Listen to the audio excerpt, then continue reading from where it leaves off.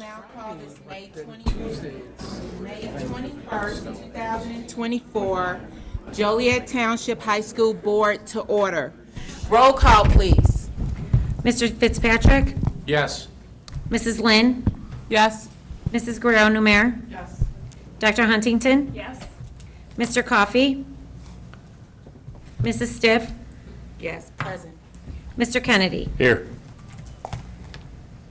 Thank you.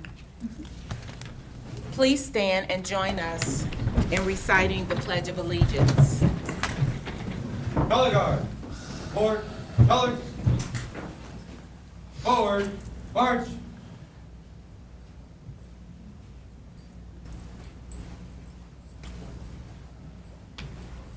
Mark time. March. Right turn. March.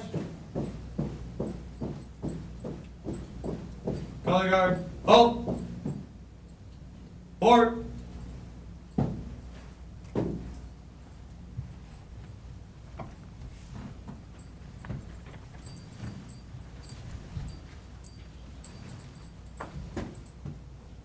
Post. Colors.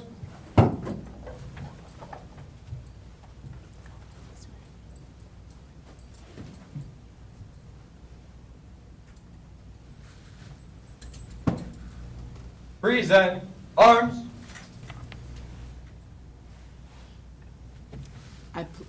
I pledge allegiance to the flag of the United States of America and to the republic for which it stands, one nation, under God, indivisible, with liberty and justice for all. Order. Arms. Post.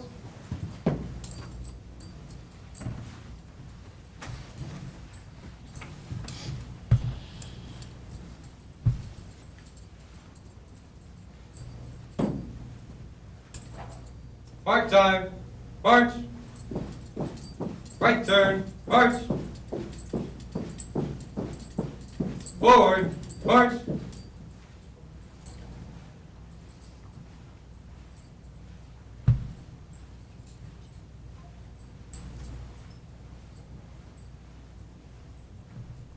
Thank you. Please be seated.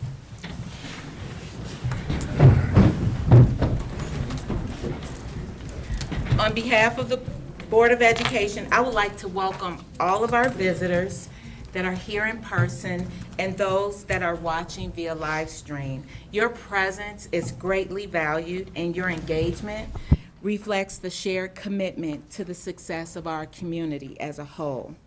At this time, members of the public may make comments to the Board of Education on any item listed on the agenda. Please note the board respects and values the information delivered to us, but at this time, we cannot engage or have dialogue with you. Your comments should be directed to the Board of Education, and all in attendance must conduct themselves with respect and civility towards others. Ms. Rico, do we have any public comments? No, ma'am. Thank you. We will now go to our consent agenda. May I have a motion? I'll make a motion. Second. Can I ask for an amendment? Can we pull from the check register, vote separately on Hopewell and the Heinz Patrica bills? Yes. Thank you. Amend the motion. Yeah, just make the first motion with what you want. Just. Make the motion to. Yeah, well, you made the pass motion, so just ask to approve the consent agenda with those Approve things. the Yep. consent agenda with those two items removed. Yep. And then second, Chris. Second. Roll call, please. Mrs. Stiff? Yes. Mr. Kennedy? Yes. Mr. Fitzpatrick? Yes. Mrs. Lynn? Yes. Mrs. Guerrero-Numer? Yes. Dr. Huntington? Yes. And then motion to approve the rest. Second. Roll call, please. Dr. Huntington? Abstain? Mrs. Stiff? Yes. Mr. Kennedy? Yes. Mr. Fitzpatrick? Yes. Mrs. Lynn? Yes. Mrs. Guerrero-Numer? Yes. We will now go to recognition and awards. We'll begin with Mr. Callahan.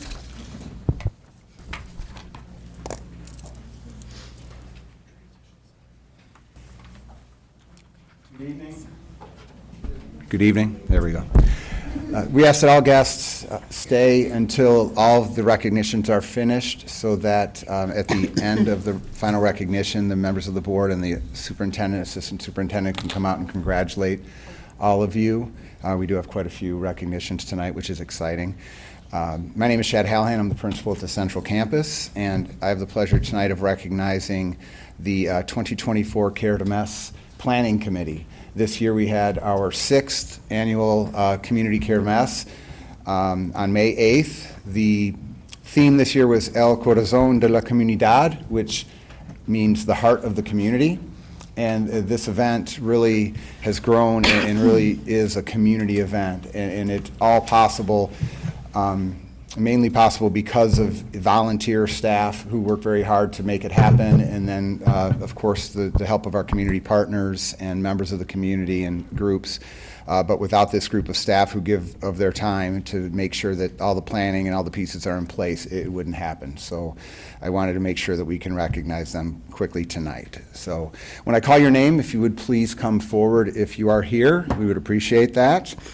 So again, the 2024 Care to Mess Planning Committee was Mr. Angel Olivo, Araceli Chavez, Asanet Ruiz, Brenda Kennedy, Karina Yanis, Colleen Kelly, Christina Castillo, Elizabeth Cole, Elizabeth Cruz, Betsy Murray, Erica Martinez, Jeff Grimes, Josh Maurice, Karen Blunk, Carla James, Kim Ortega, Marcy Flores, Marie Ryan, Marissa Cantu, Natalie Lopez, Rocio Flores, Sylvester Paramo, Steve Locke, Steve Sieper, and Susie Montano.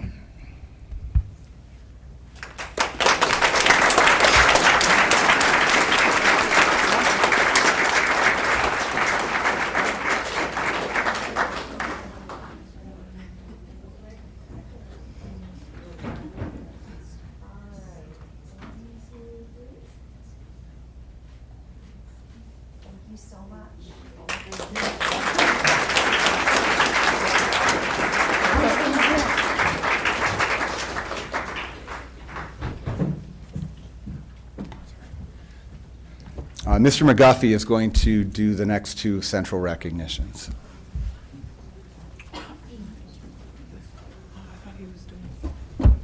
Good evening. Chris McGuffey, Curriculum Director for Career and Technical Education, and I'm honored to recognize a variety of our CTE students this evening.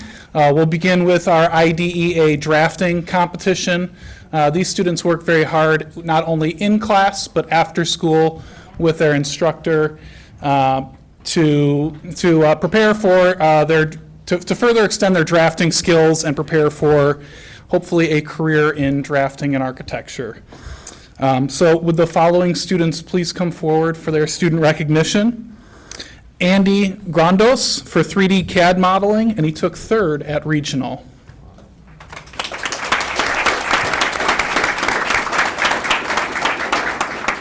Juan Rosales Alvarado, who placed 2nd at the regional in 2D CAD modeling.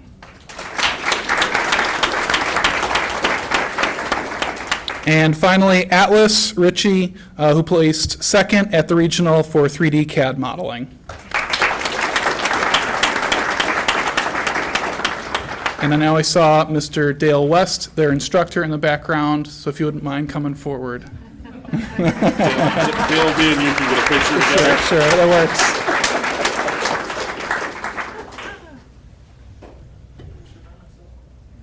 works. Hey, Dale was at the Kermesse too. He was showing off the 3D printer, so congratulations. Thank you. Thank you. I guess me and you, huh? All three.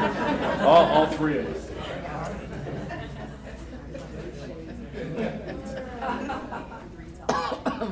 Thank you.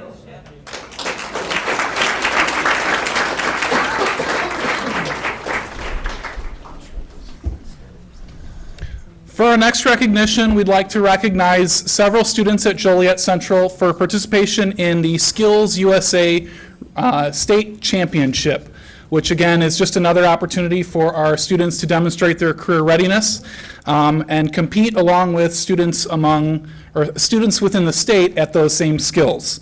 So we've got several students I'll read through and their competitions that they competed through. Jesus Avila in automotive light duty maintenance and repair, who actually took second at the state.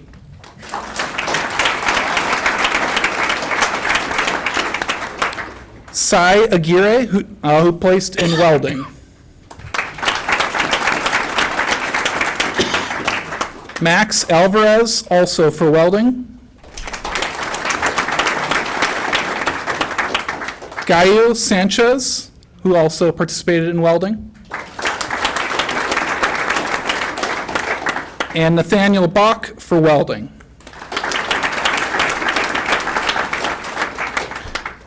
For technical drafting, Shatir Figura.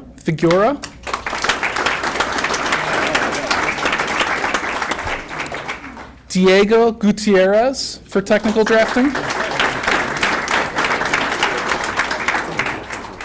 Oziel Lara for technical drafting.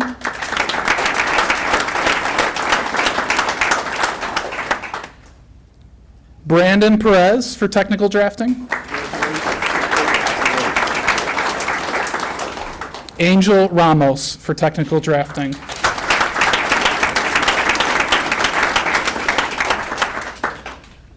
Vivian Vasquez for culinary arts. And Daniel Batista for restaurant services. I'd also like to invite the Skills USA sponsors from Joliet Central to come on up as well to help with that recognition, as they did help prepare those students for those competitions. That would be Ben Durling, Dale West, and Jessica Christine Gania.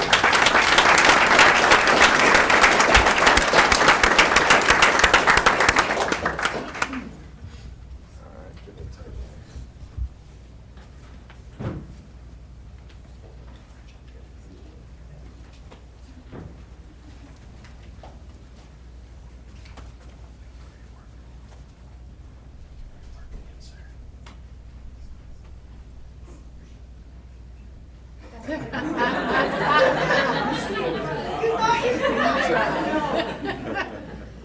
right, 1, 2, 3. If there's any parents who want to come up, I invite you as well. Come up, parents. Come on up, parents.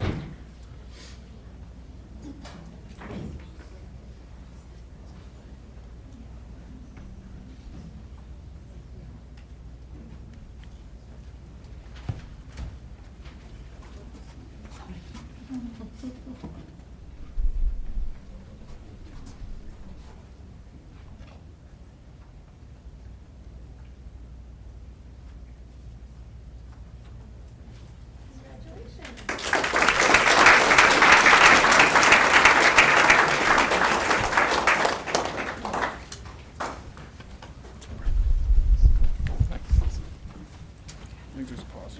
Do you want to keep going? For West? West, Principal Parker, I think we were, or was it Mr. Markham? Mr. Markham? All right, good evening. I'm excited to be here today to recognize one of our IHSA activities. If I was as fashionable as our athletic director, Steve Millsaps, I'd have a shiny gold jacket on, but here we are.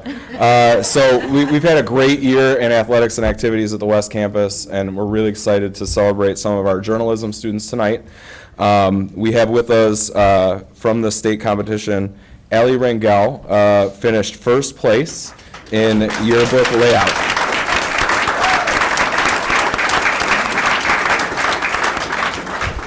And we also have Eli Pearson, who finished in 4th place in advertising.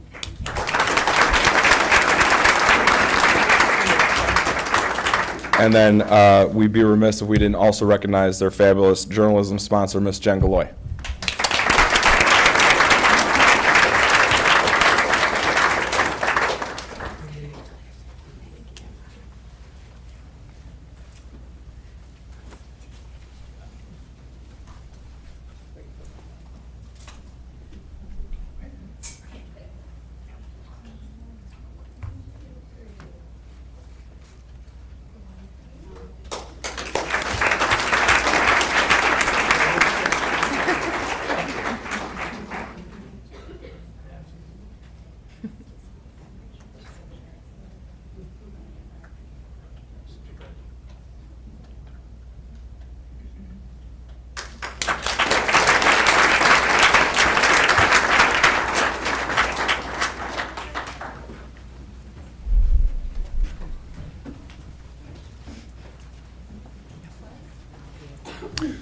Not to be outdone, Joliet West would also like to recognize the 3 hardworking students who also participated in the Skills USA state competition this year. And so we would definitely like to call up Edward Clemens for technical drafting.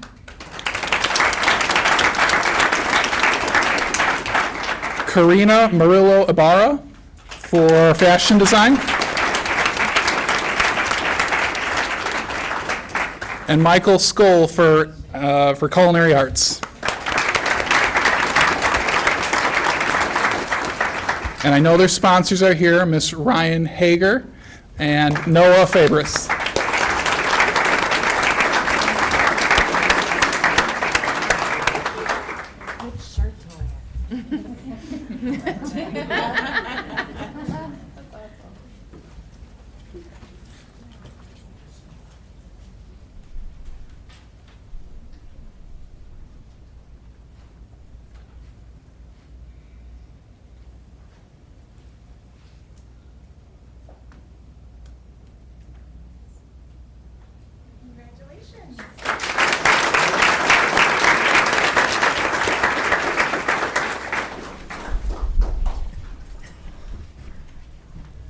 Not done yet.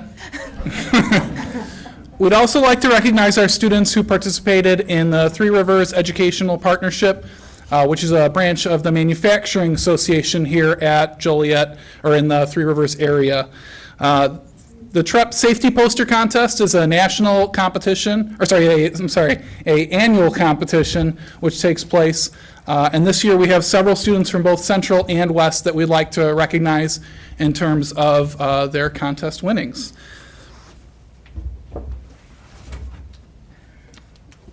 As a part of the contest, those who participate in the contest are also awarded some monetary prizes. There's also a certificate, and Three Rivers Education Partnership is also kind enough to full-size print their safety poster for them to take home and keep. So I know that these also make their ways around in a lot of our TREP manufacturing partners' facilities as well for the staff to see.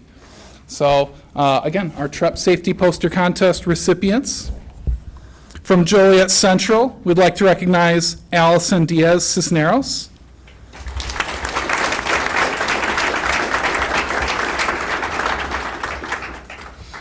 And Vincent Perkins.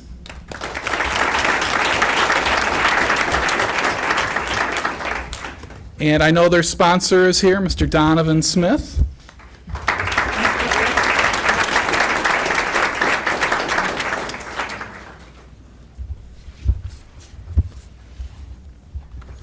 From Joliet West, I'll just read off these, how about Nellie Gallegos.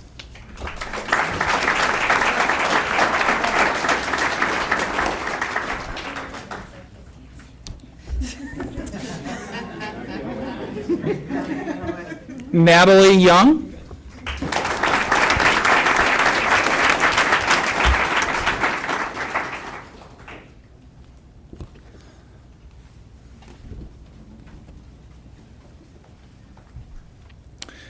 Addison Atalino.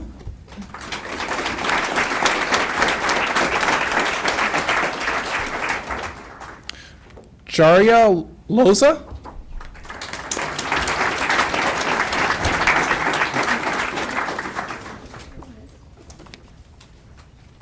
Congratulations. Nadia Nico.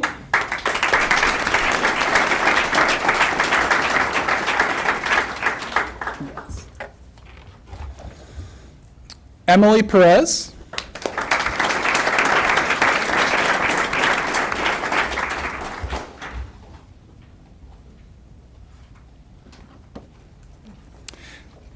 And finally, Avery Scala.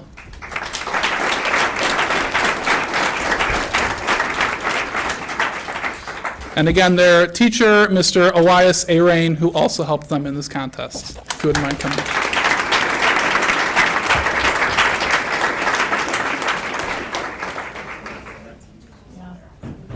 I'll give this to Waz.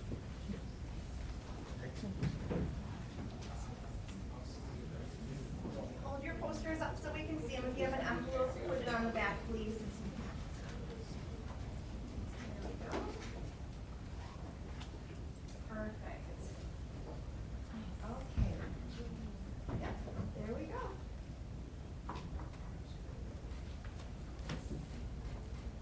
And any parents who would like to come up and family, I invite you as well. Don't be shy. Come all the way up to the front. All the way up.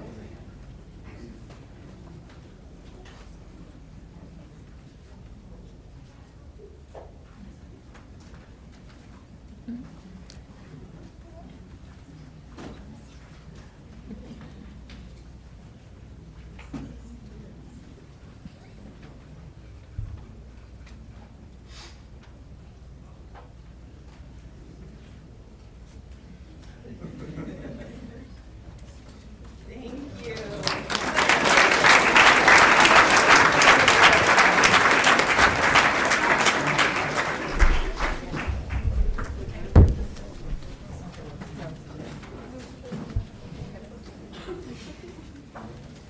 Ms. Cage, are you doing the recognition for the Transition Center? Hello, good evening, everyone. I am Jamila Cage, Director of Special Services, and tonight we would like to recognize two groups of students from our Transition Center program. The first group of students we would like to recognize are students who received the 2023 Forest Preserve District of Will County Outstanding Volunteer Group of the Year Award. I will go through and give a little description, and then I will read off the names.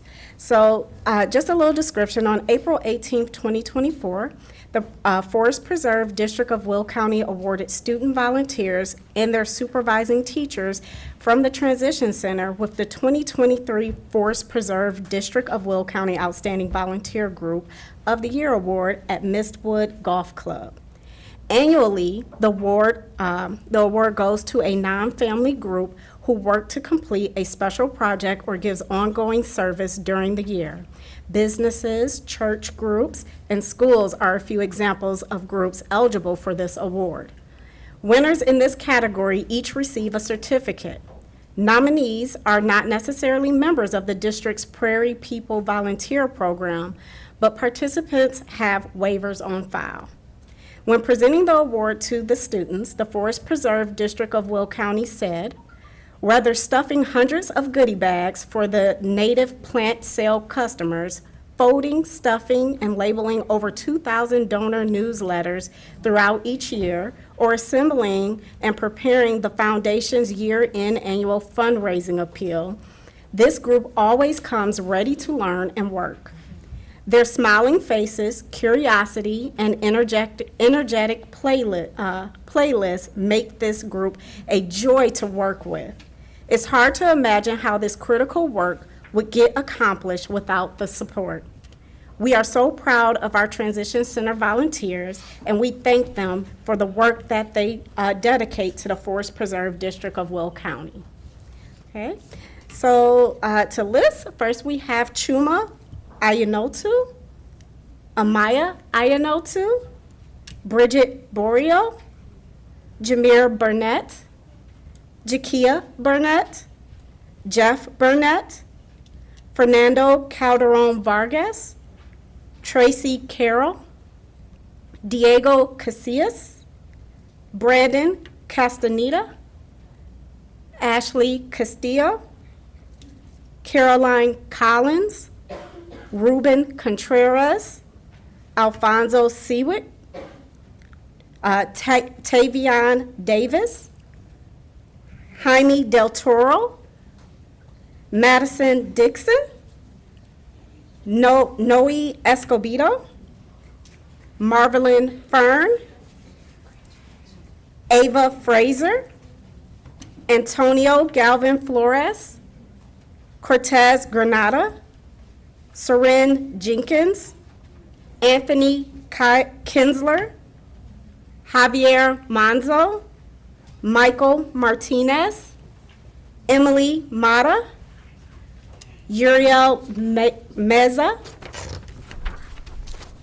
Amber Miller, Tavares Moore, Christopher Munoz, Yesenia Palacios Ramirez, Ari Pantoja, Triton Parker, Otto Rozo, Jared Rigo, Eduardo Reyes, Najula Reyes, Ivan Rodriguez, Sam Rosa, Leonardo Rosas, Selena Jerzek, Samantha Rose, Patrick Salisbury, Maggie Sharp, Demarion Struther, Amina Tatamy, Mihaela Tatamy, Rafael Teodora, Christopher Trujillo, Dayanara Vargas Aguilar, Nicholas Velasco, Alexandra Villarreal, Christopher Westbrooks, Devontae Williams, Juan Zamudio, yes, Juan. And then 2 staff members, Cindy Jurgensen and Miss Jennifer Flynn.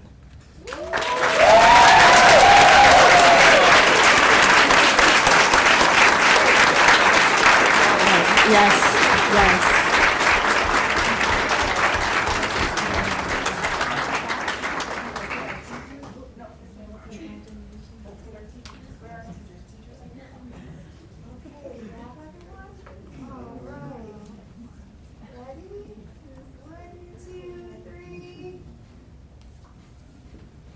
Any parents and family members that job, everyone.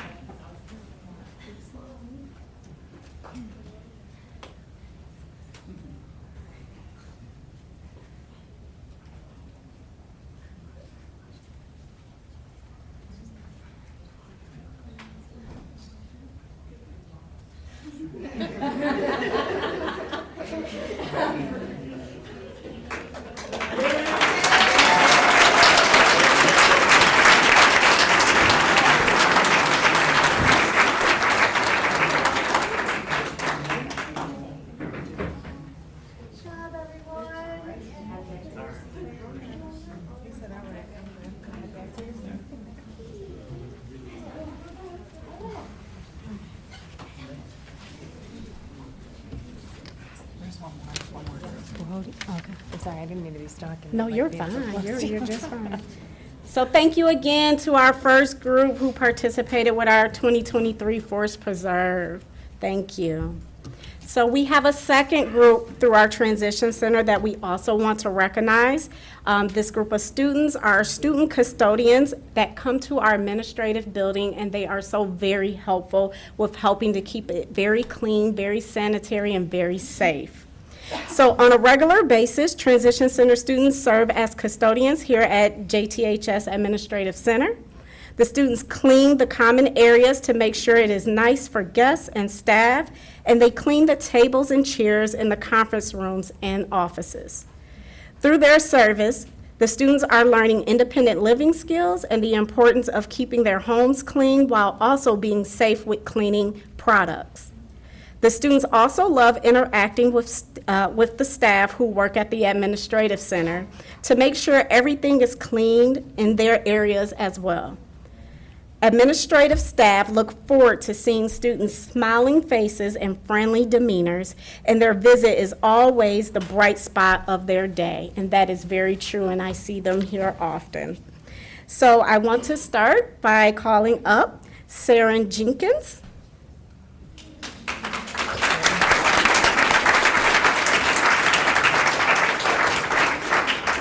Fernando Calderon Vargas,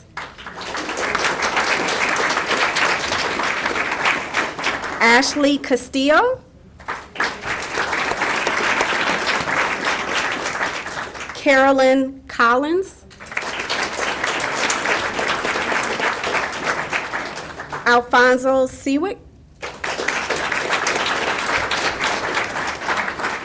Noe Escobedo,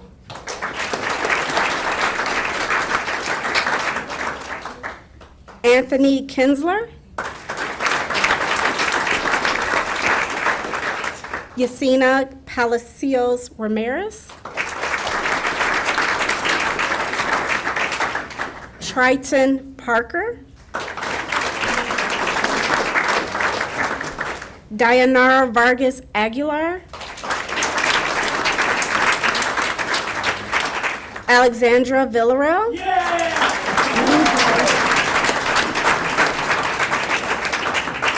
and Juan Zamudio.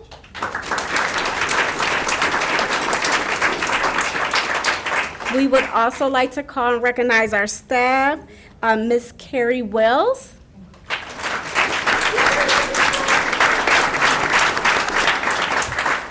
Ms. Jennifer Flynn,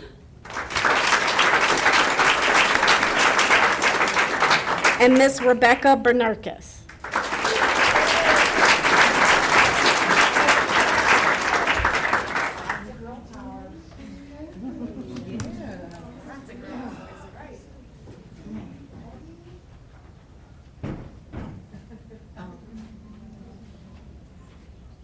Parents, come on up, family.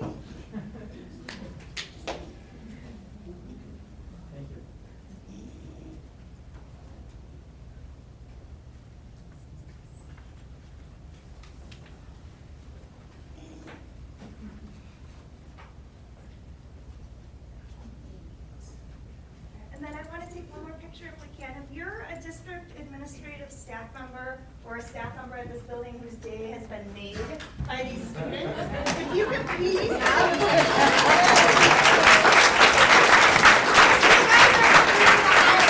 Oh, wait, you have a crowd back here coming. Come on in. I'm not staff. We made our day.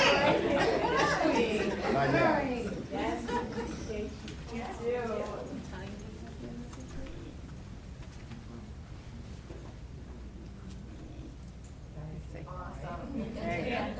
Okay, shove it a little bit that way. There we go. Okay, ready? Superstar.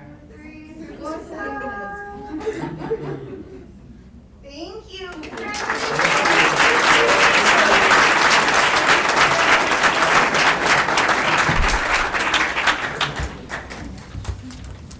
We will now, are we done? We're done.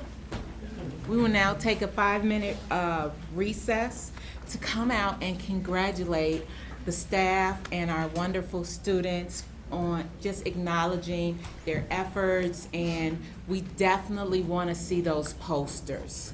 So please stay for 5 more minutes if you can. Thank you.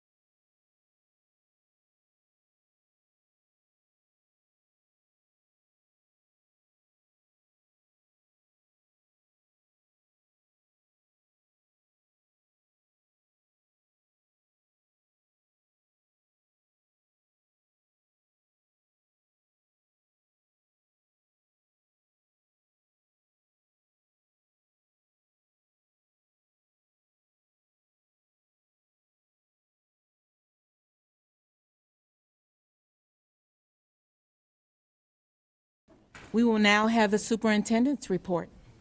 Thank you. I first want to share some correspondence and congratulate Dr. Hampton and his team because Joliet Township High School has been awarded the ASBO International Certificate of Excellence in Financial Reporting for fiscal year 2023.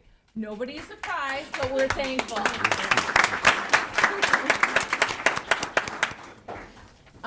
Additionally, Dr. Hampton and I received correspondence today from the VNA thanking us for taking the time to meet with their staff because we're excited about the potential of looking at bringing a school-based healthcare center to potentially Joliet Central. So we're exploring this option. It is something that's within our strategic plan. So next steps will include a field trip to established health-based centers. There's one at East Aurora. So we will invite board members to attend too when we have the dates set. And then there are planning grants available, and it would look like the timeline to, if we decide to move forward, would be, I believe, in January, early 2025 is what they communicated. So it was a very good meeting. I don't know, Dr. Hampton, if there's anything to add. So we're excited about the opportunity.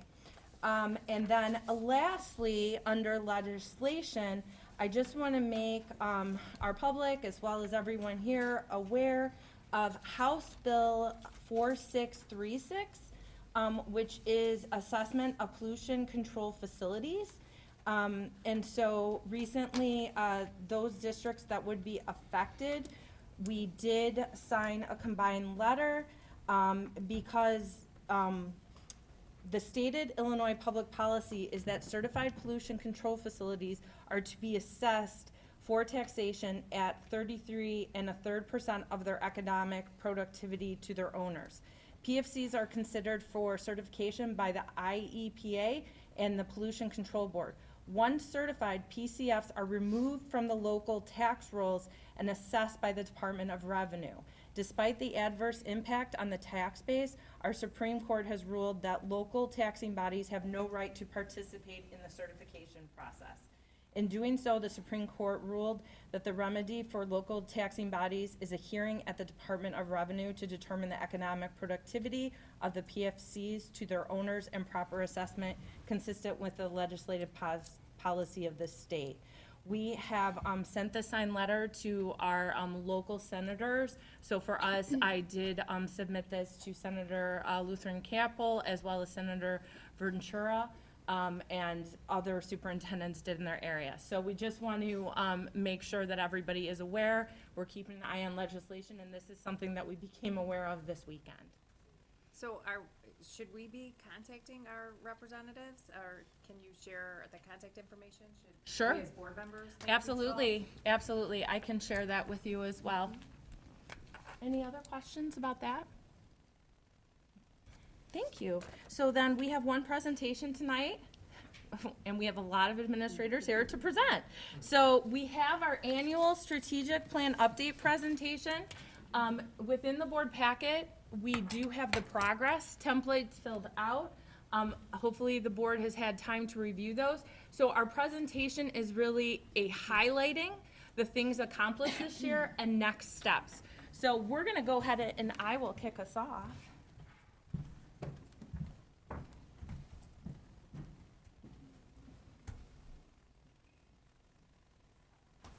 So as a reminder, the Board of Education approved the strategic plan in December of 2023. And then from December until last May, we reviewed the action plans. And in May of 2023, I came to the Board of Education with recommendations for which action plans to adopt. We took on a lot of action plans last year. I was anticipating originally maybe 5, but then when we looked at it as an administrative team, we just had so much that we wanted to get started on. I think part of that was things that were delayed due to COVID and changes that occurred. So we ended up adopting, I think, 9, and we'll go through those tonight. So this presentation is a overview of the progress made and next steps, and then also I am recommending the addition of 1 additional action plan, and that all the action plans that are currently in progress stay in progress, because while we've accomplished specific steps, there's more to accomplish within those plans. And our plan is to, as we go through the different action plans, we'll pause and give the board the opportunity to ask questions or anything that needs to be clarified for each action plan. So again, to our audience members as well as the board, the full strategic action plan is located on our website with all of the action plans, our belief statements, our mission, our goals. So if anyone would like to look at it in its entirety, including action plans that aren't yet adopted, you can use this QR code, or you can search our website and it will pop up, and it's a drop down as well. To summarize our plan, there's 4 strategies, and each of those 4 strategies have around 5 action plans associated with them. And if we were going to just succinctly say what those 4 strategies are, strategy 1 is all about equitable educational experiences. Strategy 2 is a focus on our organizational structure. Strategy 3 is about attendance and academics and programs, as well as support. And then finally, strategy 4 is about district resources, facilities, upgrades, things of that nature. There's a lot more entailed, but those are sort of the umbrellas of each strategy.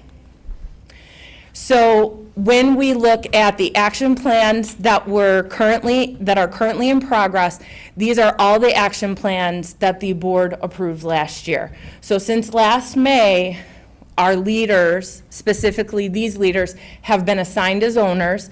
That doesn't mean they've been working in isolation. Many of the teams created committees, and many of you are aware of that because you served on those committees. We've had external and internal committees working through various action plans, and again, tonight is about just making sure that we're all on the same page with progress and how we're going to proceed. So then when we look at action plan 1, and I'll ask our action plan owners for 1.4 to come up, and they'll share information regarding their progress. Well, good evening. I know we're all very proud and excited to share all the progress that we've made on all of our action plans.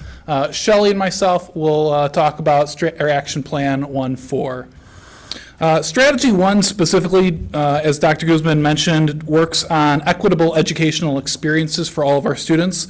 But specifically, Action Plan 1.4, our charge here included a focus on building an academic identity while preparing students for post-secondary success in a variety of career pathways. Through our work, we were able to complete several steps, which include the development of an instructional philosophy. With this implementation, you will see a set of standardized best practices in JT classrooms as it supports all learners. New staff will receive training rooted in this work, and all staff will hear about this new instructional practice at the August Institute. We're proud of our accelerated placement program for upcoming freshmen. Our new opt-out model for next school year would allow more students to access the most rigorous version of our course to suit their skill sets. That would include honors and AP. We're proud to offer new courses, which include a focus on historically underrepresented populations, an expansion of dual credit. We have 5 courses that were on the books that are now dual credit with various partners. And we're also excited to offer 2 additional courses next school year, which will also be dual credit. So that's 7 courses, and I'm not even listing the plethora of others that are already on the books as dual credit. We've also connected our staff with some regional grant-funded master's cohorts to help expand their dual credit credentials as charged by this particular action plan. Good evening.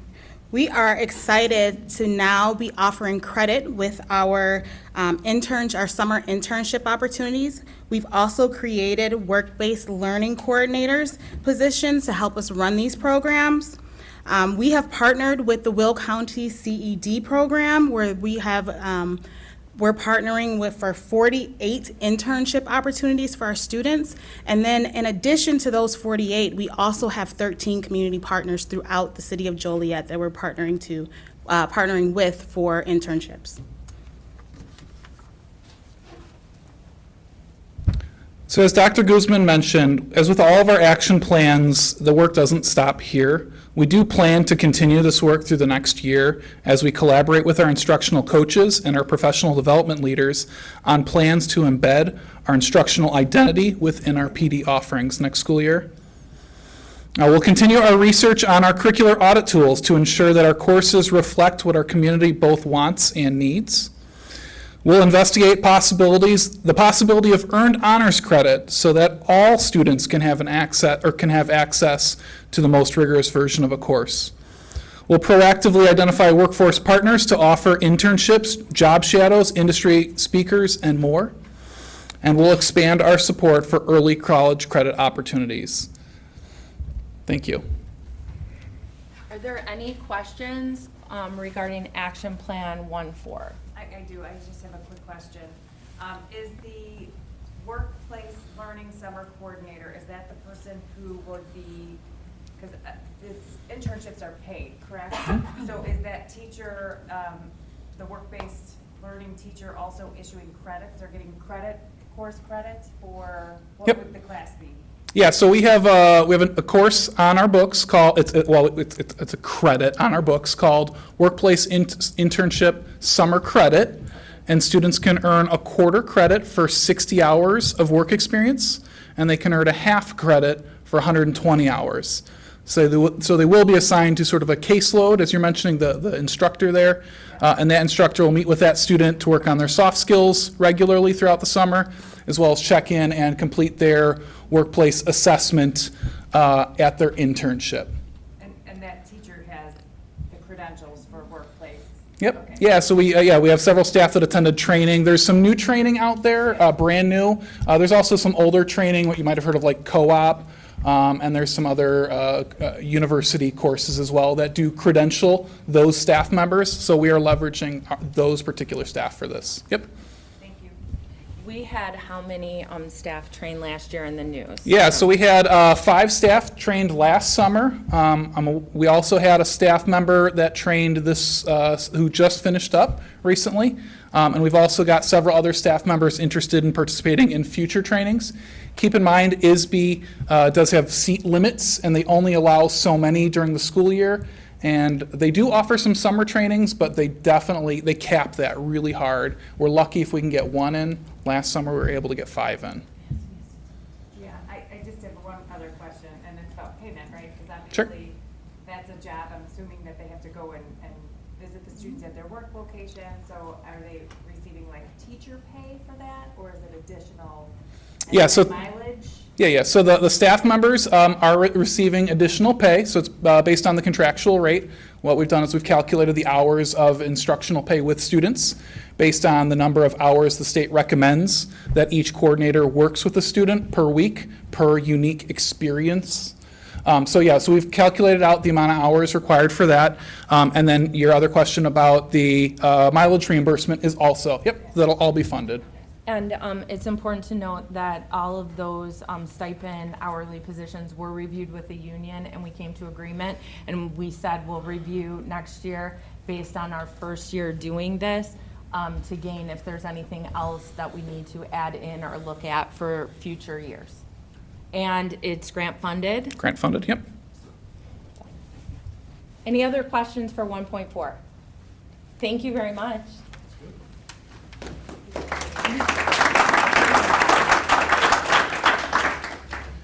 All right, so I'm here to talk on behalf of Steve Locke and myself about Action Plan 1.5. Chris did a great job of giving an overview of Strategy 1. So 1.5, the specific result relates to a holistic and inclusive approach to restorative justice practices in our school.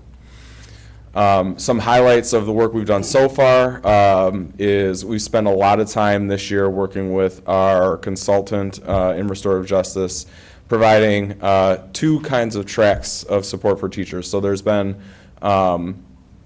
learning on SIP days. There's been a cohort that's gone through that. But a lot of time this semester has been spent on a peer trainer model, like train the trainer, because our goal moving forward out of this year is to, within 2 years, train all of our staff in restorative justice practices in the classroom using those peer trainers. So they've spent a lot of time. We have 26 teachers who have volunteered their time to participate in that. Steve and I have come over and visited with them a few times when they've been doing that, very engaged in the work, very excited about it. So we're really anticipating this to be a positive experience moving forward. In addition to that, we established a microaggression reporting form that was available to staff this year. We wanted to try it out with staff to see if we got reports, to get used to how we would process those. So we've been piloting that this school year. And then a big piece of the work that we've done this year was with our Parent-Teacher Advisory Committee. That's a standing board committee that meets annually to review our discipline policies, a few other policies that we have. We tried in that group to take on the work of leveling our behavior handbook, our student code of conduct.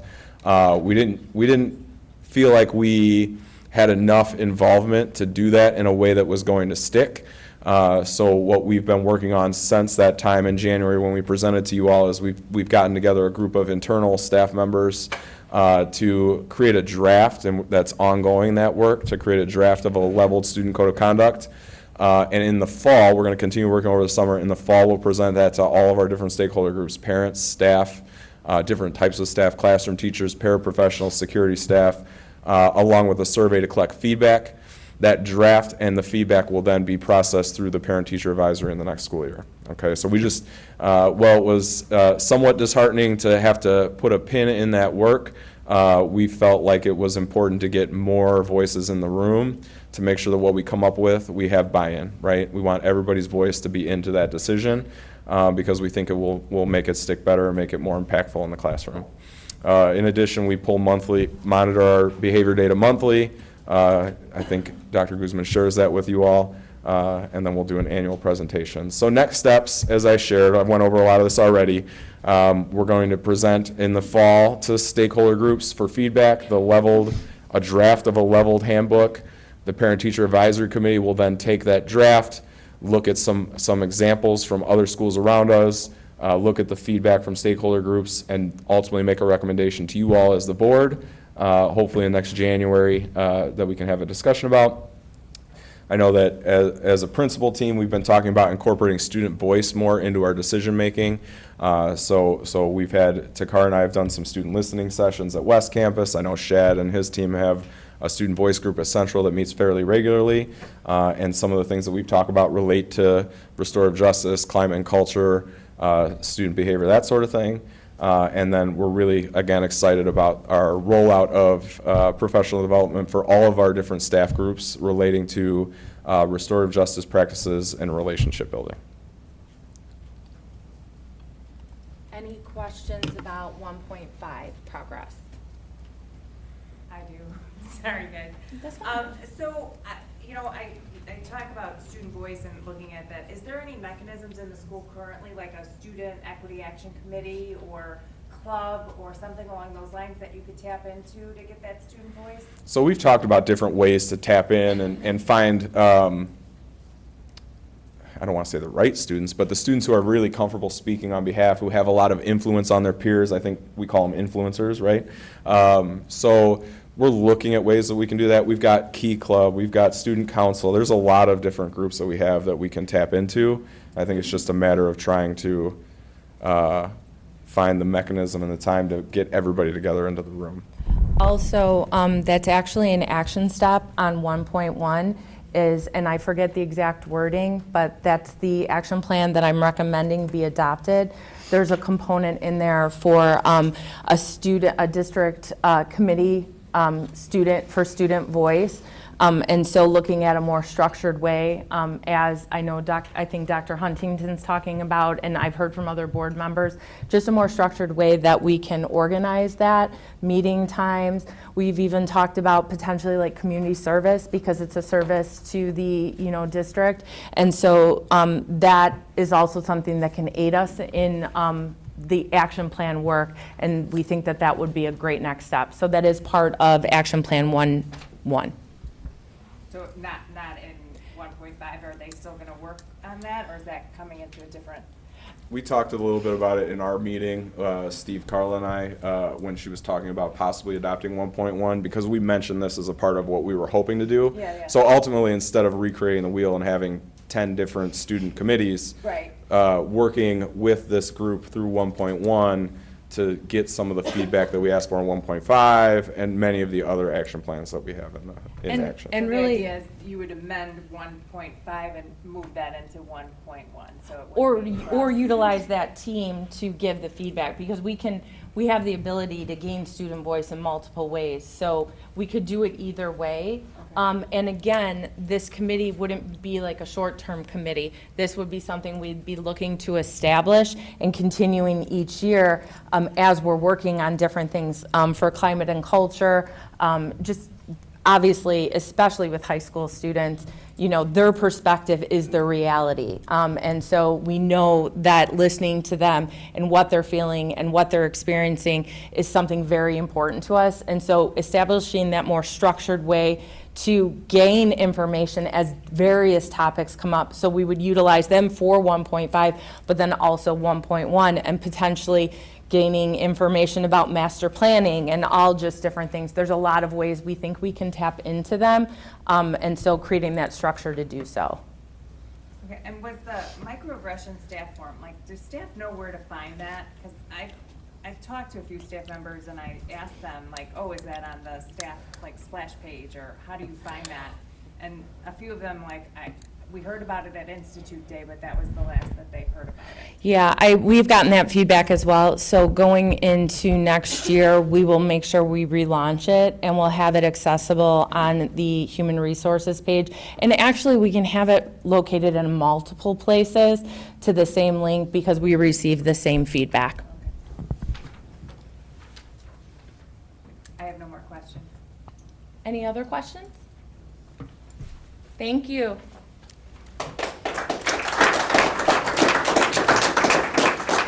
Oh, I'm waiting for an owner to come up, and this is me. So, Action Plan 2.1, and I've presented this recently, so I won't go into detail, but this is really looking at our administrative structure that fosters collaboration, focuses on student success, and ensures all programs are equitably supported. We have a tremendous leadership team, and I really feel like we get better every year. And what we're at a point where if we want to do more and do more better and more effectively, we had to look at adding positions. And so we did an audit through internal and external data, and I know just to summarize what that looks like, we looked at 10 years, and over 10 years, we've added more than 70 certified personnel, and we've added 1,100 students district-wide.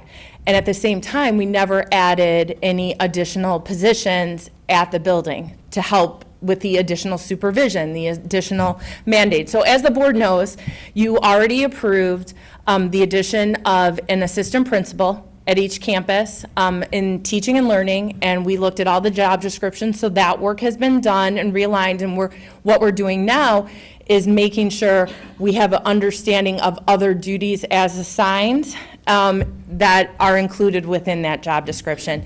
Another area of focus for the district is the increase in our EL population.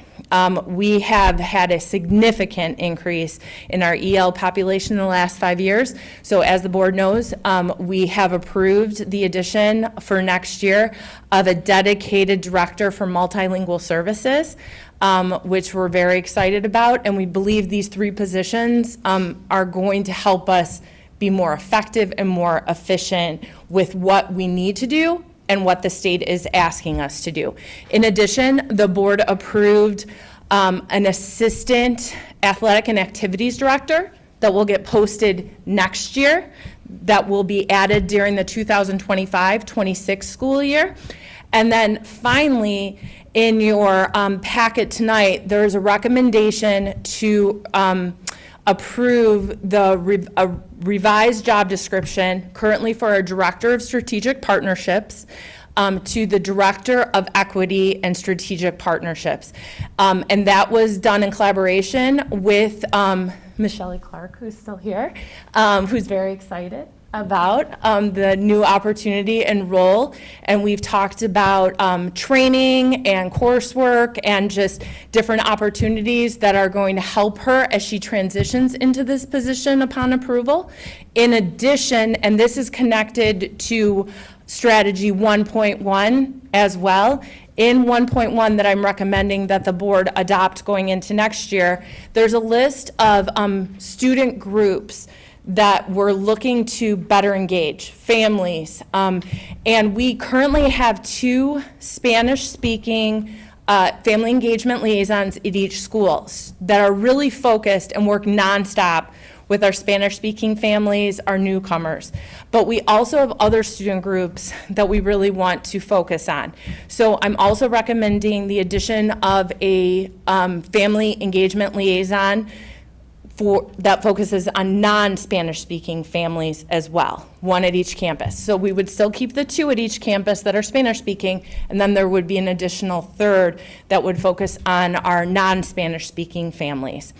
And then lastly, we're really looking to improve the engagement of community, alumni, which is part of 1.1, but also 2.1. So also recommending the addition of a position within our community relations and alumni office that would focus on outreach with partnerships as well as alumni.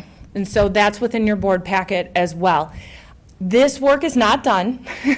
We would next work on making sure we have proper implementation, training, onboarding for new individuals. We'll have a lot of training planned for this summer and then support going into next school year. And so we will continue to evaluate. We will continue to look and see what other districts are doing that's making an impact in their districts. And so I am recommending that this stay in operation for next school year as well, and probably the next couple school years. And I'm happy to answer any questions. I'm sorry. I just wanted to know about the licensure of the family liaison and the addition to the alumni. Is that like an IMRF position? Is that a teacher certificate? No, it's IMRF. Okay. And then the certification there isn't a certification for the family. Right. Yeah. So it's like a educational support position? Yes. Okay. Yep. What degree would they have? I think it said associates. I'd have to go, it's in the packet and can you pull it up, Diane, maybe, the job description? I want to say, do you remember, Christine, was it associates preferred? Here it is. I think it's A bachelor's degree preferred with experience in public relations, event That's planning, for the marketing. alumni one. That's for the alumni. Yep. Yes. And then our current liaisons, associate's degree preferred, but it's preferred. So we're not trying to have an obstacle. Did that answer your questions, Dr. Huntington? Yes, it did. Thank you. Any other questions?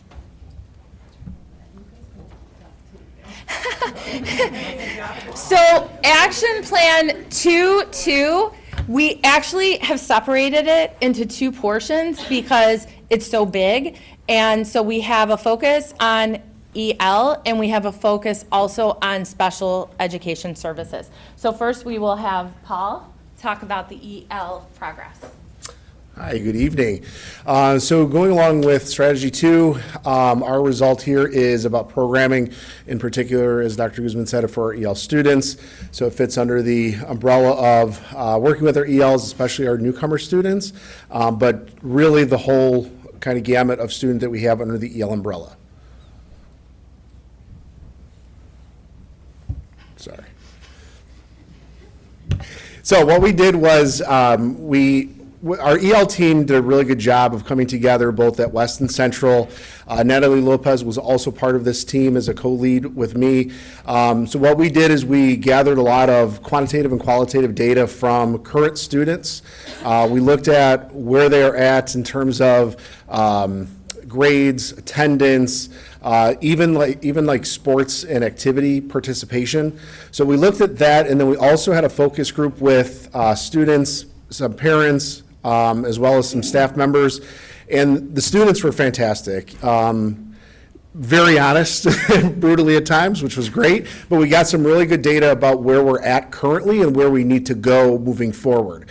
So when we're looking at our next steps here and how we're going forward is really like, how are we expanding our current programming? So when we're looking at 1.4, 2.1, or now we're 2.2, it's really taking what we have and moving forward with it. So understanding what the challenges are, and I think I've presented before on our challenges with our EL students, but really looking at the bottom piece there, which is really looking at what are we doing over the summer, what are we doing currently with curriculum and instruction, how are we providing opportunities for students within activities, within sports.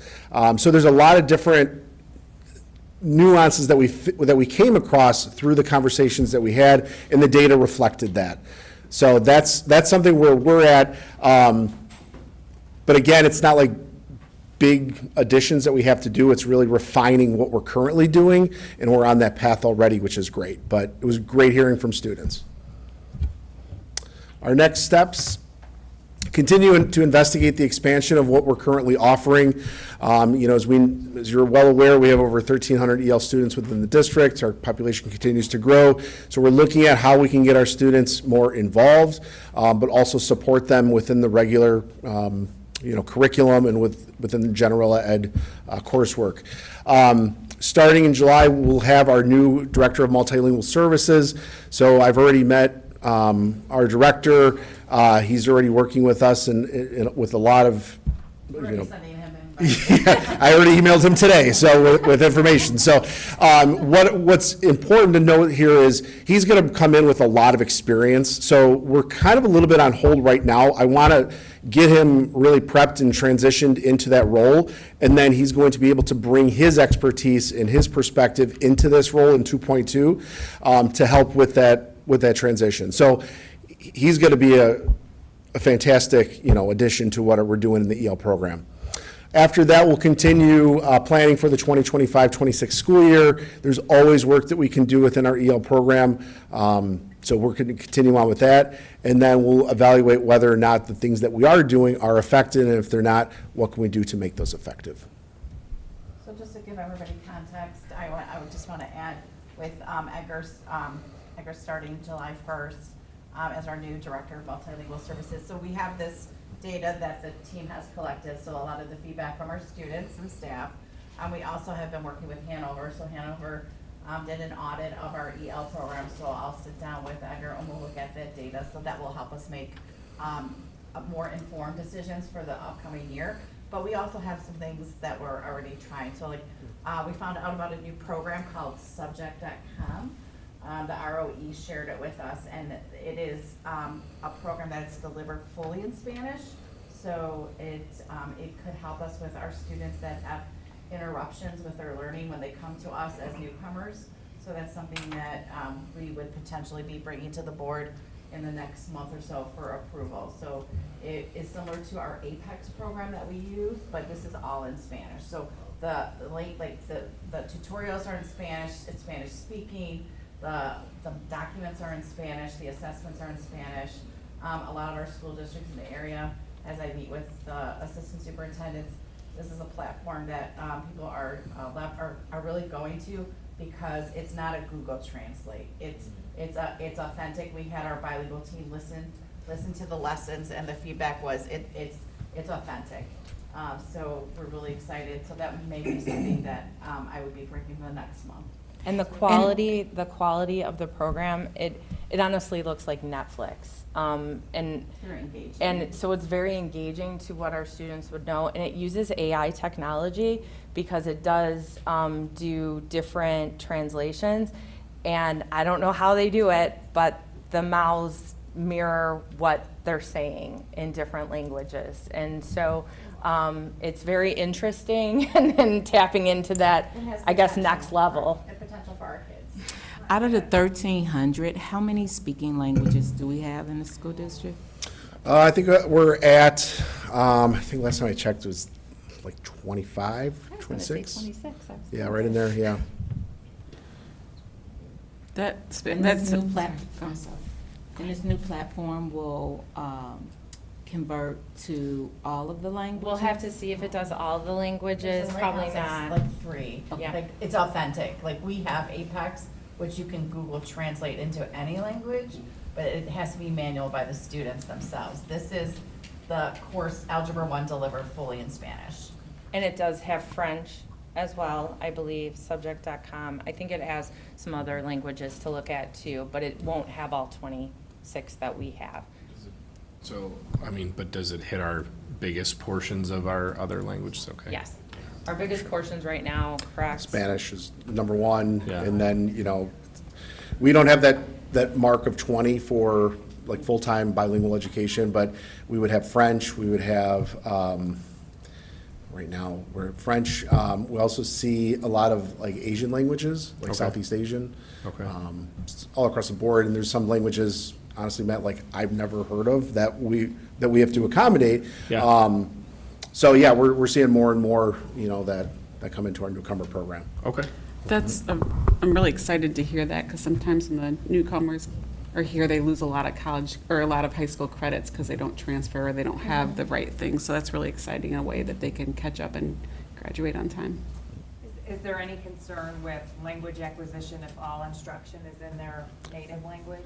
I think if you're looking at it as either to catch up or for credit recovery, that would be the focus. It's not going to be, we're not implementing this to be all in Spanish. We are a transitional bilingual program, so we want to make sure that they do have access to the English language, also supporting their native language. It also, which I learned yesterday, you can alternate the subtitles. So you can have, if it's in Spanish, you can have the subtitles in English and vice versa. So that's one of the tools that, that we learned yesterday when we met with the company. I'd also be very interested in seeing the survey data from the students and the Hanover report. Is that something that the board can have access to? Oh, yeah, the student data, yeah. You Yeah, can- I'd just be interested in seeing that. And then the summer programming, is that set to go for this year, or is that like something in progress? No, that's in progress, Dr. Huntington. Part of it was, as we transition into the new role with the multilingual director, we do want to see where he's at with that. But that's something that we're going to be able to develop and then hopefully bring that in. I see that really at that freshman level, but also with, you know, the issue that we have too is with newcomers, they're not all coming in the summertime. We do see it across. So like, how do we then take the newcomers that are here during the year and then bring those services for the following summer? And then what we're also noticing is that interruption of language services. So if we can bridge the gap between the school year and the other school year throughout the summer, that's something we would look into. Great, thank you. You're welcome. Thank you.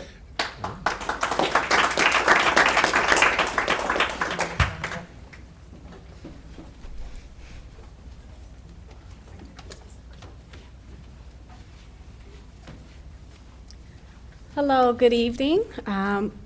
We represent the Special Services team that also worked under Action Plan 2.2 with a focus on the supports that we provide, the supportive programming that improves success for students of all subgroups, but with a focus on students receiving special services and looking at that increase of graduation rate and post-secondary success. So to start out, Katie Hunt and myself and Jenny Sitar are the leaders, and Katie Hunt is going to start out with giving you an overview of how we started down this road. Good evening. So we pulled data sets much like Paul did for the EL population, but with that addition of credit deficient students. So we looked at behavior, attendance grades, attendance, and then also credit deficiency. From that data, we held focus groups at our Transition Center campus made up of stakeholders, including members of staff from all of our campuses. We had parents, school board members and students. So we looked at that data, and then we broke off into what we thought were our three kind of highest areas of need, which were credit recovery, autism, emotional, and behavioral needs. We discussed different ideas for supportive programming in those areas. And then as we got back together with our special services team, we felt like we needed to maybe take a pause and look at what our current programming looked like. So we started an audit of our current programming so that we could kind of get some more additional data to then inform what our next steps would be. Okay, and so based on that, we, in consultation with Dr. Brown, as well as teaming up with our curriculum directors and some of our teachers as well, we took a closer look at our instructional math and instructional English curriculum, looking at the accessibility of it. A team of teachers got together looking at the structural design. We had a high focus in how are we integrating regular progress monitoring for our students. We've also went down the path of exploring a new tool called FastBridge, which we hope to get approved to use in order to help with that data collection piece on a regular basis in those classrooms, to more closely monitor student outcomes and progress in key areas of deficit. We also started in collaboration with Dr. Brown in identifying an appropriate tool to audit our co-taught program. Katie Hunt and Mrs. Jenny Sitar did a great job of getting through classrooms using an identified tool in order to audit those classrooms, really looking at our special education teachers and their role in the instructional delivery. Going into next school year, we're recommending continued professional development for our English instructional and math instructional team of teachers in progress monitoring and leveraging the tool FastBridge in order to progress monitor our students on a regular basis, as well as continue professional development. We're already utilizing Math IXL, but we're also going to leverage the reading portion of it in order to assist with giving more explicit instruction in areas of deficit to students more regularly in those classrooms. And with regard to next steps for our team, we plan to continue to conduct our audits, pulling the data from those audits, as well as the progress monitoring tool within our instructional level classrooms, and utilize that data to inform our next steps going into 25-26 school year, and to continue to evaluate the effectiveness of our current programming, and in the future, if needed, looking at expanding programming as appropriate. Any questions for our team?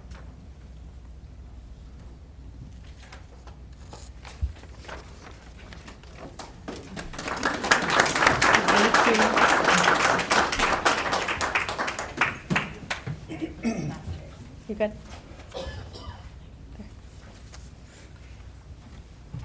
All right, so talking about Action Plan 3, really, Action Plan 3 is about student engagement. So Julie, myself, and Kelly have worked on 3.1 with a team of teachers and staff. And then Shad and Tikara are going to talk about 3.2 with attendance. So that's kind of an overview of 3.1. Specifically with 3.1, we want to create and just enhance the experience for our students to create their own personalized post-secondary plan. We know that it's going to look different for almost every student, so ultimately that's our goal. We've had some pretty, what we consider big successes this year. So, you know, some of the other teams that reported out, their lists were maybe a little bit longer than this. However, we believe the work that we did so far, with still some work to go, but we believe that there was some pretty successful highlights that we wanted to point out to you. So the successful transition with the college and career specialist for this year. So Ms. Martinez at Central, Ms. Justice at West. That's been the first year of this implementation. We consider that successful. You all approved school links for next school year, so we went from Naviance to school links. That was a pretty good sized team, went through the whole year trying to ensure that that was the best for our students. We onboarded, so our team that really looked at that School Links realized that this is going to be an important transition for our junior students moving to seniors. And so we had a plan, and we onboarded almost 80% of our students district-wide, junior students, into School Links. So we consider that a success. The ILT is going to meet, and I don't want to say finished, but they're going to have a pretty good working document that'll correlate with School Links, so their counseling curriculum will correlate with School Links and the activities and things and such. Can I ask you just to define ILT for me, please? Instructional leadership team. And then we updated our staff at the April board meeting of where we're currently at, and we just kind of highlighted some things that we'll be reviewing with them when school starts in August.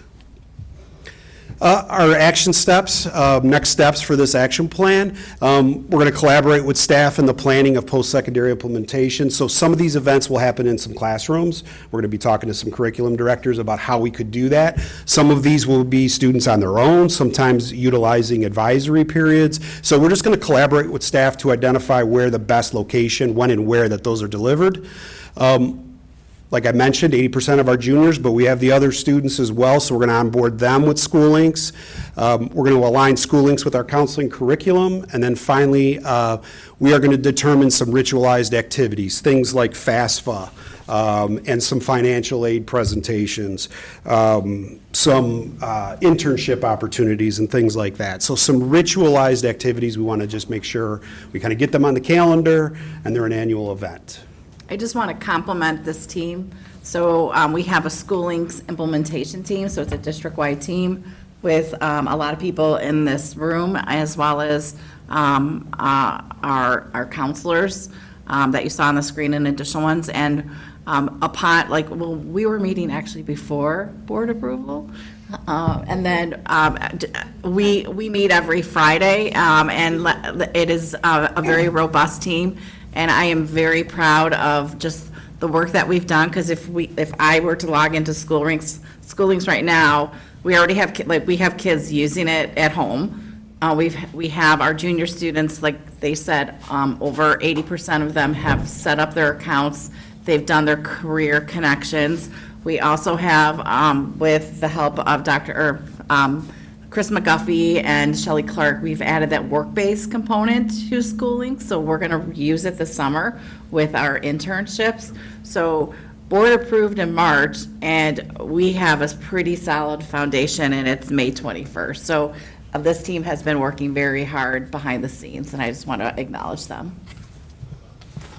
Any questions for the 3.1 team? What's the PACE, I'm sorry, what's the PACE framework?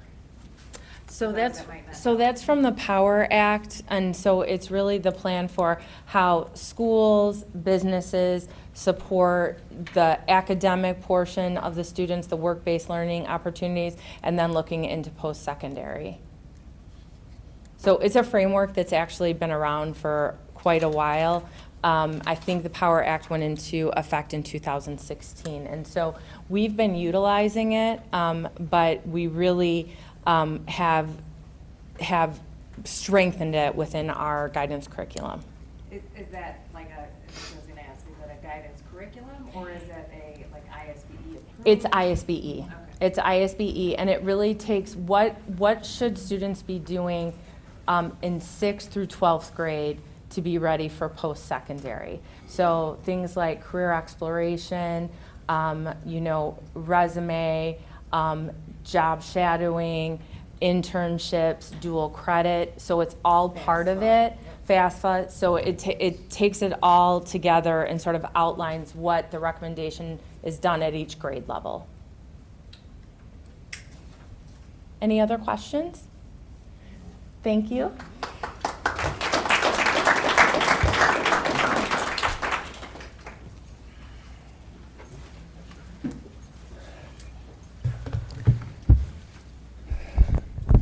So attendance, we know what a challenge attendance has been for many schools throughout the country, but we've especially had some trouble with that. And something as I've been listening to the presentations and reading through the presentation, it kind of has solidified something for me that, you know, there's a wide range of reasons that students don't come to school or maybe don't come for the whole day. And that is usually a symptom of or a result of a bigger issue. And that's one of the things that makes tackling the attendance problem such a challenge.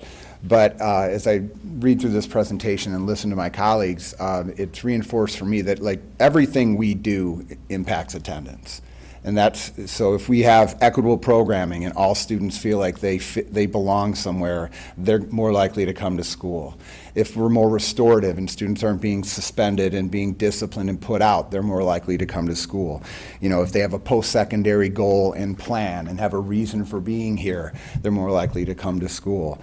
You're going to hear about proposals for a new school day structure eventually. Many of our students aren't coming to school part day because they're helping out at home with family or getting their younger siblings on the bus. So I know I'm digressing a little bit, but one of the challenges we've had as we look to tackle attendance is that if we want to increase attendance and improve attendance, like we have to just do better at everything we do, and that's going to get kids at school, because the strategy 3.2 in and of itself isn't going to solve that problem. So I'll get off my soapbox and get to the strategy 3.2, but I felt I wanted to say that. So the strategy is, or the specific result is, increase the attendance rate to 90% or greater by implementing proactive, positive, and collaborative approaches and programs. Do I have a clicker? Yeah, okay.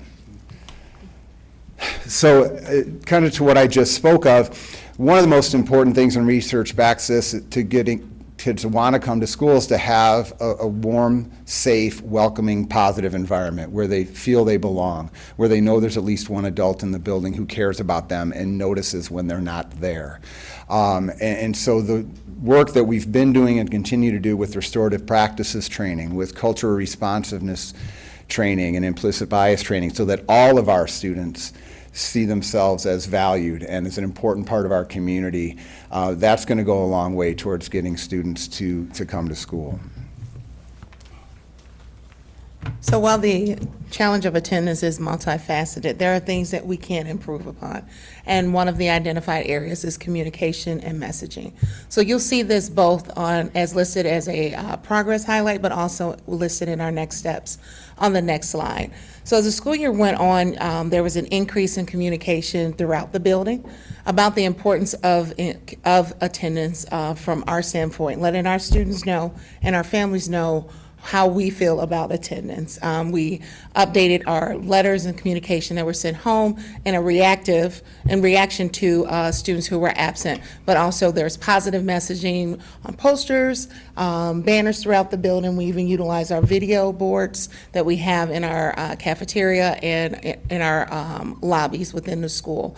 At the beginning of the school year as well, we held a roundtable, and one of the options that teachers participated in was all about attendance and the plan that we had to address it and what we were going to be working on, and an invitation as well to participate in our Strategy 3.2 team. We established that during the first semester of the school year, and it consisted of stakeholders, students, and staff members, where we identified our priorities within the action plan and got to work. In addition to that, an area of improvement for us towards our progress on 3.2 is that we utilize the teams that we had within our building, our MTSS teams, as well as our triangle teams, which is the PPS team for students. And they identify students within their caseload to monitor attendance for, and then identify either supports, interventions that were needed, or possibly connecting them with resources within the community to eliminate some of the barriers, because sometimes there was more than one that's prohibiting students from coming to school. So as I mentioned, communication and messaging is a part of our next steps as well. Next year, we have created a themed campaign for attendance, being proactive. We have historical spots within the school year where our attendance takes a dip. During the month of October, leading into Thanksgiving, around that major holiday, at the end of semesters, during the month of February, we know our attendance takes a major hit. So being consistent about messaging, the importance during those times, framed in a positive manner for our families and our students to encourage their endurance and resilience to continue coming to school, but also knowing and reminding them of the resources that are available when barriers become something that prohibits them from coming. In addition to that, we identified through our research within our team that attendance is a responsibility of everyone, but we all play different roles. So in the upcoming year, we plan to clearly identify and communicate what each specific person's role is in attendance, whether it is on the proactive or reactive side, so that everyone knows what they should be doing. If they have a student in their class that has been late, if I'm a clerical and I'm simply establishing relationships with students who I haven't seen in a while, being that welcoming, warm environment, all the way to administrators who play a significant role as well in accountability for ensuring that the programs that we have in place, the resources and interventions that we have in place are functioning and meeting the needs of our students. And then just lastly, honing in on specific plans, detailed plans on how to address each unique attendance challenge. So you have the students who aren't coming for full day for a variety of different reasons perhaps, but then you've got part day attendance or students who are just missing certain periods, or they're coming late every day, or they're leaving early every day. So really trying to focus on specific strategies and plans on how to address each of those. There'll probably be overlap, but those unique challenges with unique strategies and approaches and interventions to try to fix each of those problems. Any questions for 3.2? Well, you answered a couple of my questions, and so I was being very patient to listen to everything. But I struggle with this when I read reports between the difference between the MTSS team and the triangle teams, like who's taking the lead. Sometimes it's this, sometimes it's that. So you said, I believe it was clearly identifying what each person's role is. So there'll be tasks, if it goes to MTSS, if it's attendance, it goes to this team, or is that kind of the process that you're looking to, okay. And then looking at alternative options for students, like kid that can only make it a half day, that's okay? Individual planning for those kind of things? I mean, well, that's in a strategy that one of the other strategies to my point. Yeah, so I think those are things that we have to look at as well. And I think even we've become more flexible in that over the last several years. Even before we wrote that into the strategic plan, is realizing that we have to kind of work with our students and our families, within, the guidelines of seat time in the state and everything else. But I think there's other opportunities out there that we can look at as well. And I know we get them in the building, right? That's what we want to have happen. But any discussion about the tardy problem? Because I think sometimes we're so excited that they're there, but if they're not getting to the places that they need to get, that could lead to well, I'm behind, I can't get caught up in things. Is that going to be an area? That is always an area that we are looking at and working on. Yeah, it is. I would say too, the tardies, but then also, and why is it escaping, unauthorized presence of students. So the implementation of the hall pass, which is part of the Infinite Campus, which will allow us to potentially better track students that might be like going into the bathroom every single period or coming late every single period. We're hoping that that's going to give us better data to have kids rise to an intervention before they would normally now. So we're hoping that will help too with this. Thank you. Thank you. Last strategy.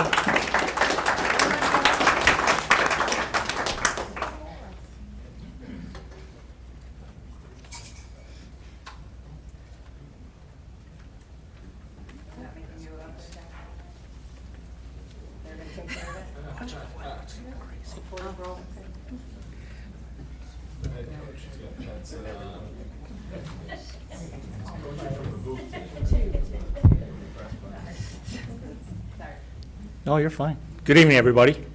So when we start talking about strategy 4 and action plan 4.2, There's a couple different roles that are involved here. So I'm going to talk a little bit about the security portion of it, where we're at, what we've done, and where we're going, and then Matt's going to pick it up from the technology standpoint. So at this point, one of the things we've been doing is upgrading our radio system. We have a radio system that has been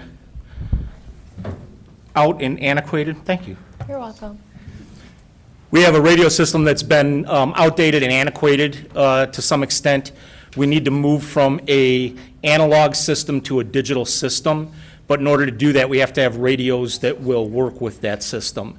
So we've been going through the inventory that we have, utilizing what we do have, and then replacing items that will not have that conversion at that point. With that, we'll start continuing to upgrade those radios and then make that switch over to that analog system. The AI phone upgrade at Admin Center. So that's our access control system that allows our security personnel in the admin building to allow people into the building that don't necessarily have access control through a district badge. We are basically just upgrading that system. We're utilizing basically the same system. It's just a newer version, newer technology that we're implementing, and we are going to continue to roll that out towards the campuses as well as we move forward. The district ID color encoding is just a matter of standardizing throughout the district the ID colors that we utilize.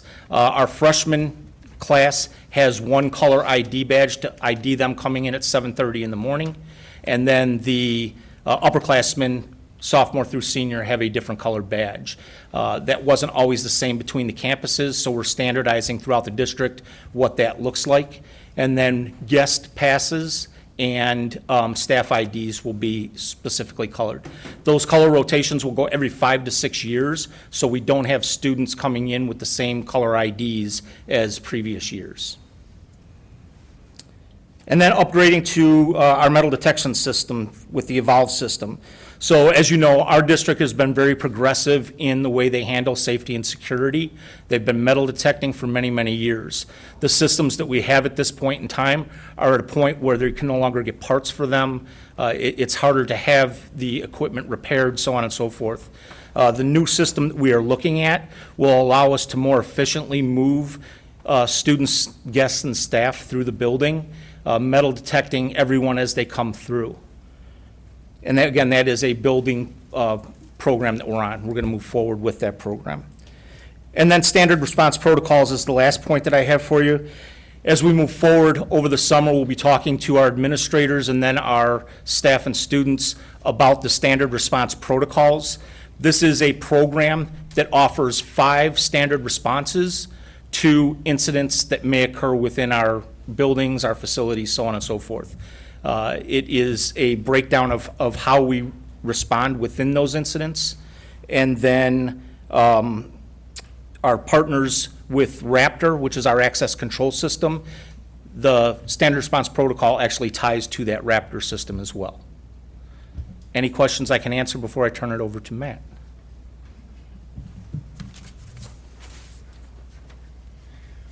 All right, on the IT side of things on 4.2, we've upgraded our access controller to the latest version.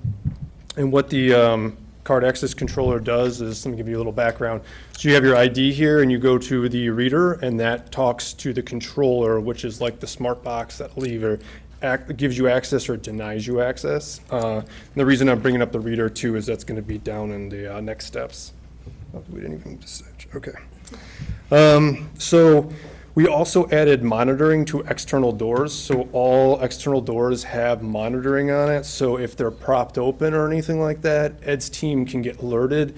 And there's also like a force open. So if a student opens the door when they're not supposed to during like a passing period or whatever, we can get an alert and we can send that camera picture to security staff. Yeah. We also implemented electronic scanning for student attendance. This is for teachers to take attendance for students. So they come into the classroom, they take their ID, they scan in with the barcode, and then that tells them that they're in their room.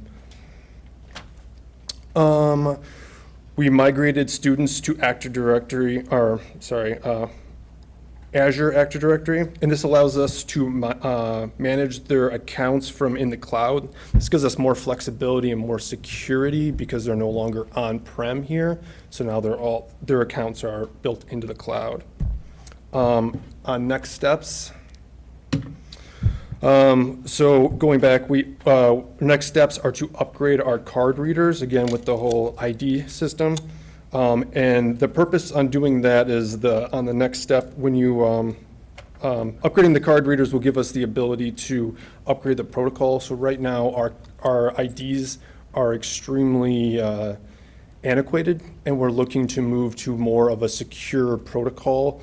And adding those readers will give us that functionality. And the last thing on my list is access control list.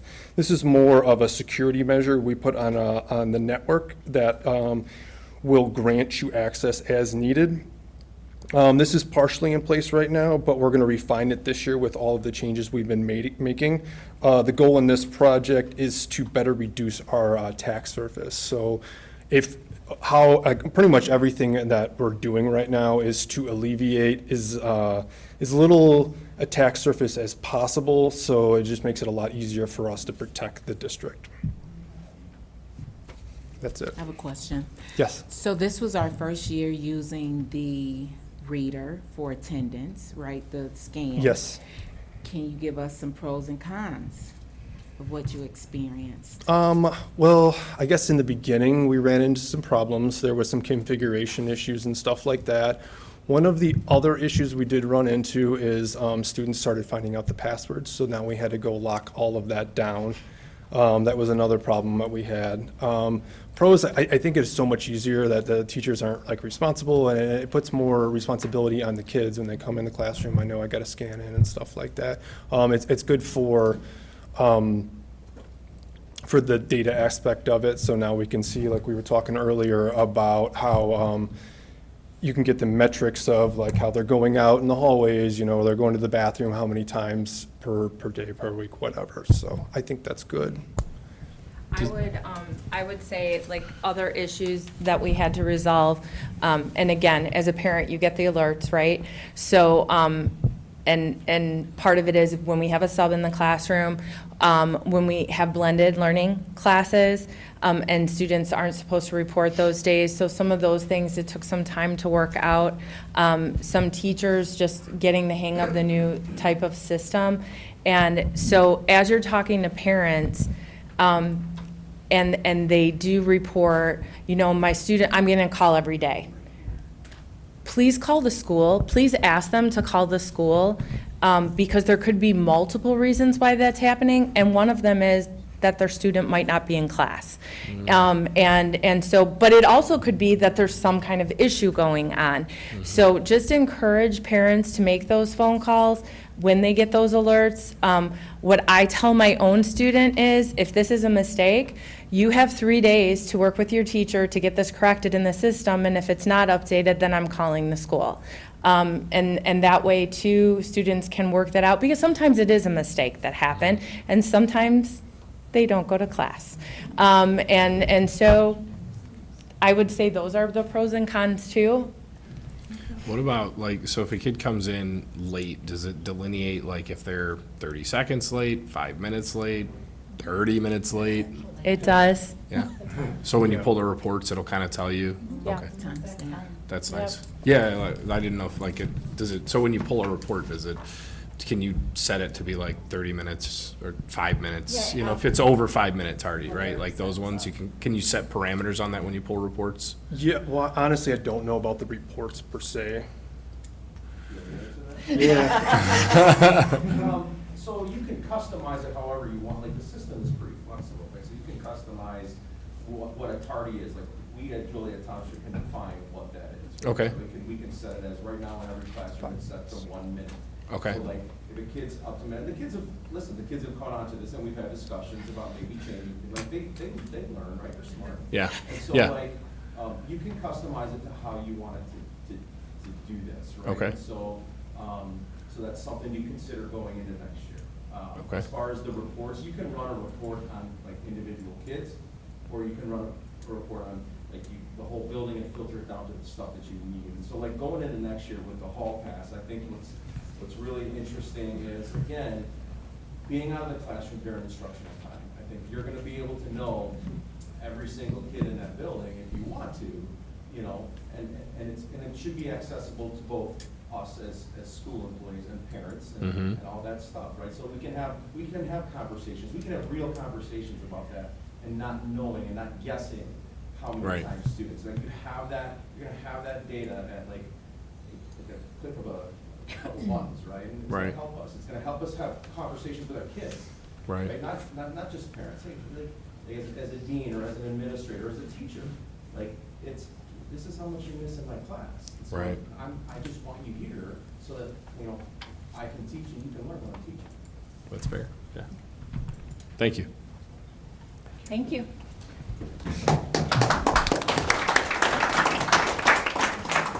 They did a good job explaining, because when we went through them, I'm like, wait, what is an access control card? So thank you very much. Sorry.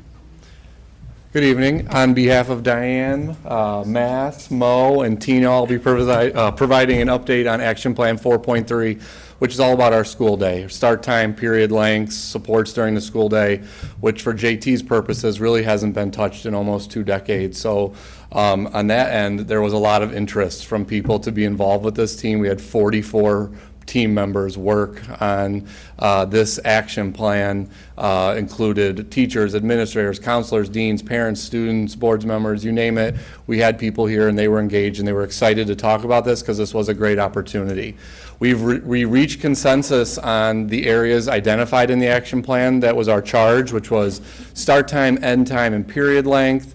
One of the things that really jumped out is we have the latest release time of any school in our conference, and that has real repercussions with athletics, activities, clubs, but then also the huge percentage of our students who are work after school as well. So it was very clear consensus very early on that we needed to recommend getting out of school earlier than 3:15. So our recommendation is a 2:45 release time. We're also, you'll probably notice something on there, flex time. What is flex time? Flex time is an intervention and enrichment / support opportunity that's a common time during the school day. We have a lot of students that need enrichment, support, and help for academic, behavior, attendance, social emotional issues.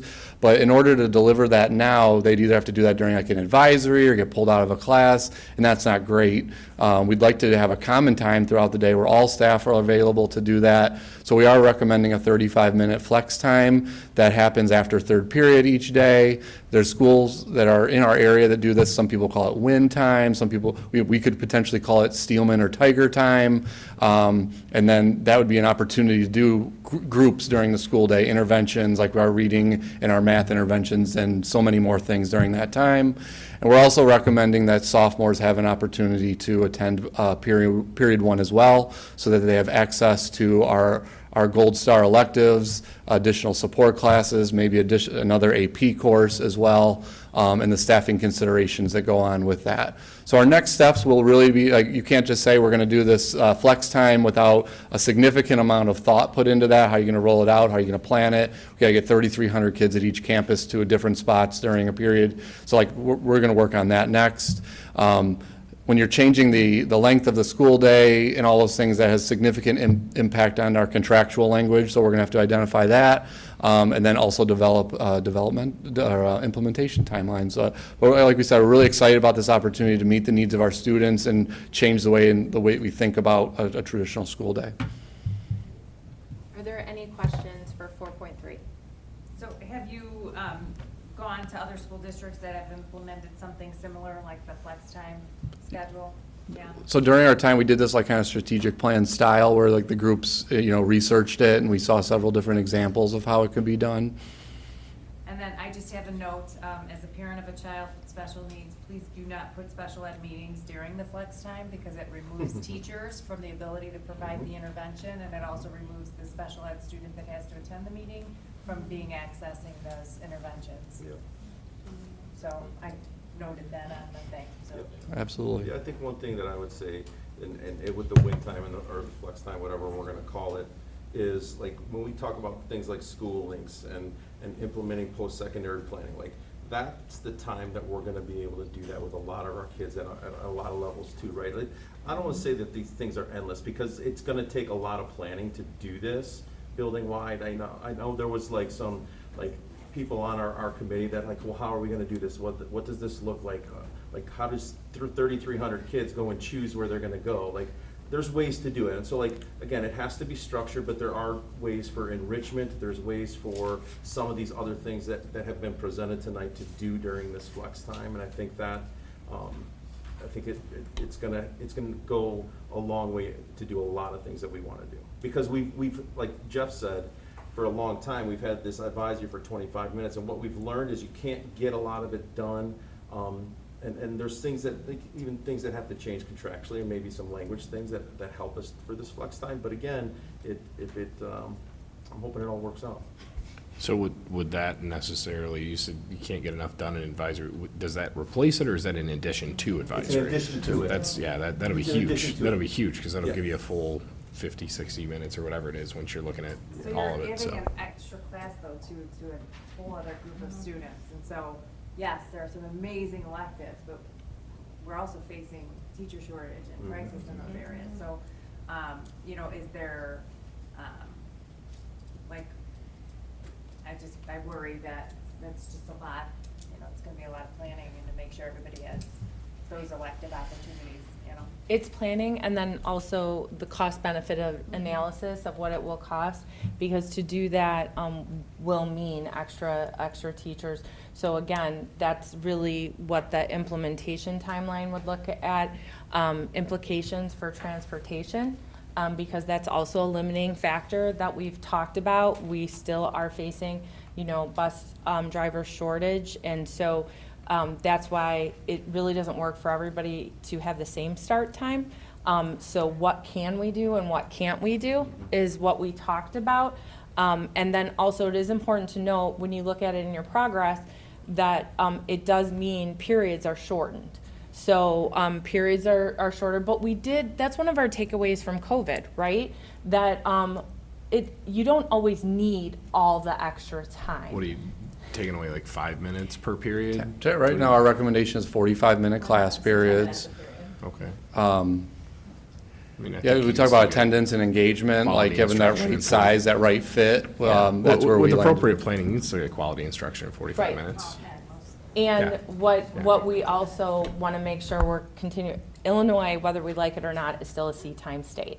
And so like and I just really appreciate that the team looked at all of this, because there was a lot of different ideas looked at, and I think they came up with a really good plan.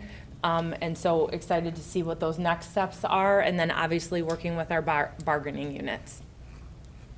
Any other questions? Last but certainly not least.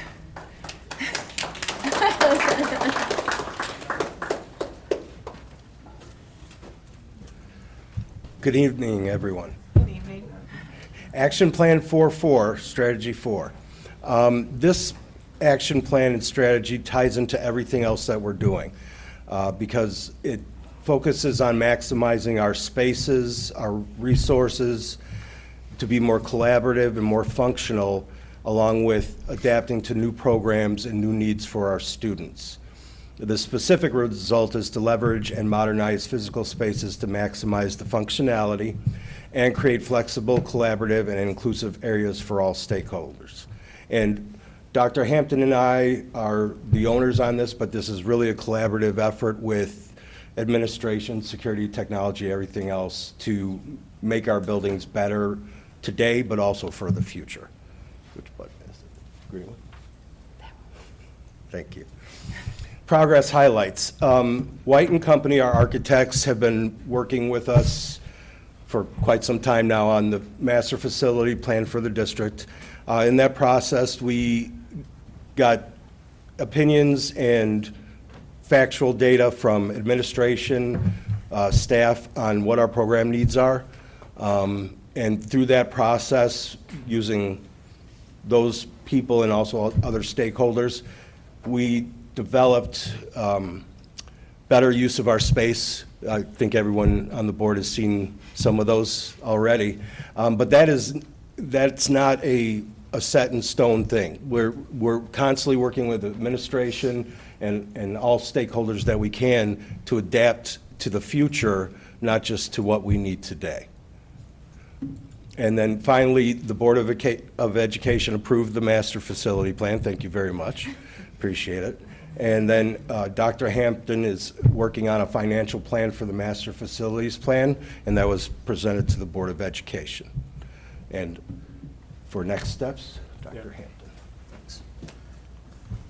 So I know the board, you've seen this slide here. So essentially, we feel in terms, when it comes to progress, this speaks to everything that we're talking about in regards to our facility. We know we have 8 phases associated with this, but if you look at this, through the first 4 phases, you see the green dotted line. Essentially, those are the 4 phases in regards to the financial plan that we think we can at least accomplish over the next 5 to 6 years.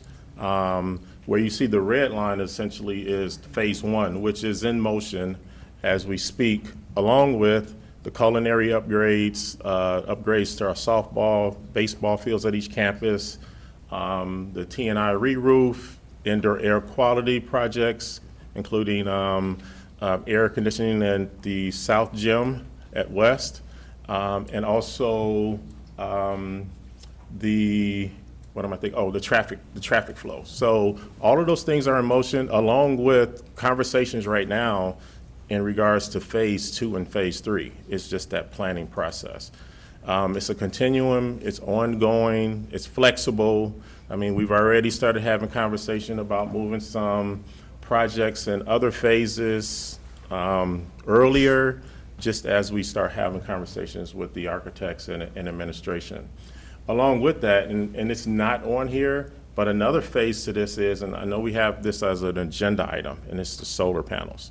Due to the Renew America's grant, so that's the electric buses grant that we won with the consortium.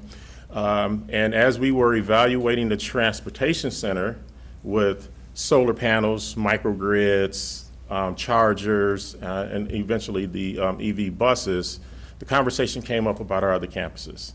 And I believe about 4 years ago, Mr. Kennedy, myself, and the Director of Operations and Maintenance, Buildings and Grounds, we had this discussion.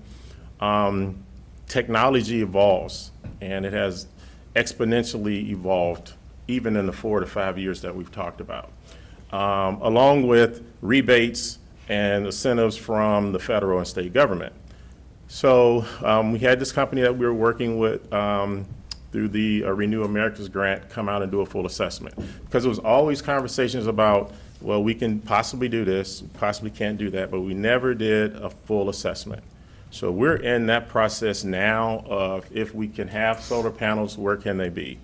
And I could tell you right now, just some preliminary conversation, it's easier to implement the panels at West than it is at Central. Just because of all of the mechanical equipment on top of the buildings and the roofs.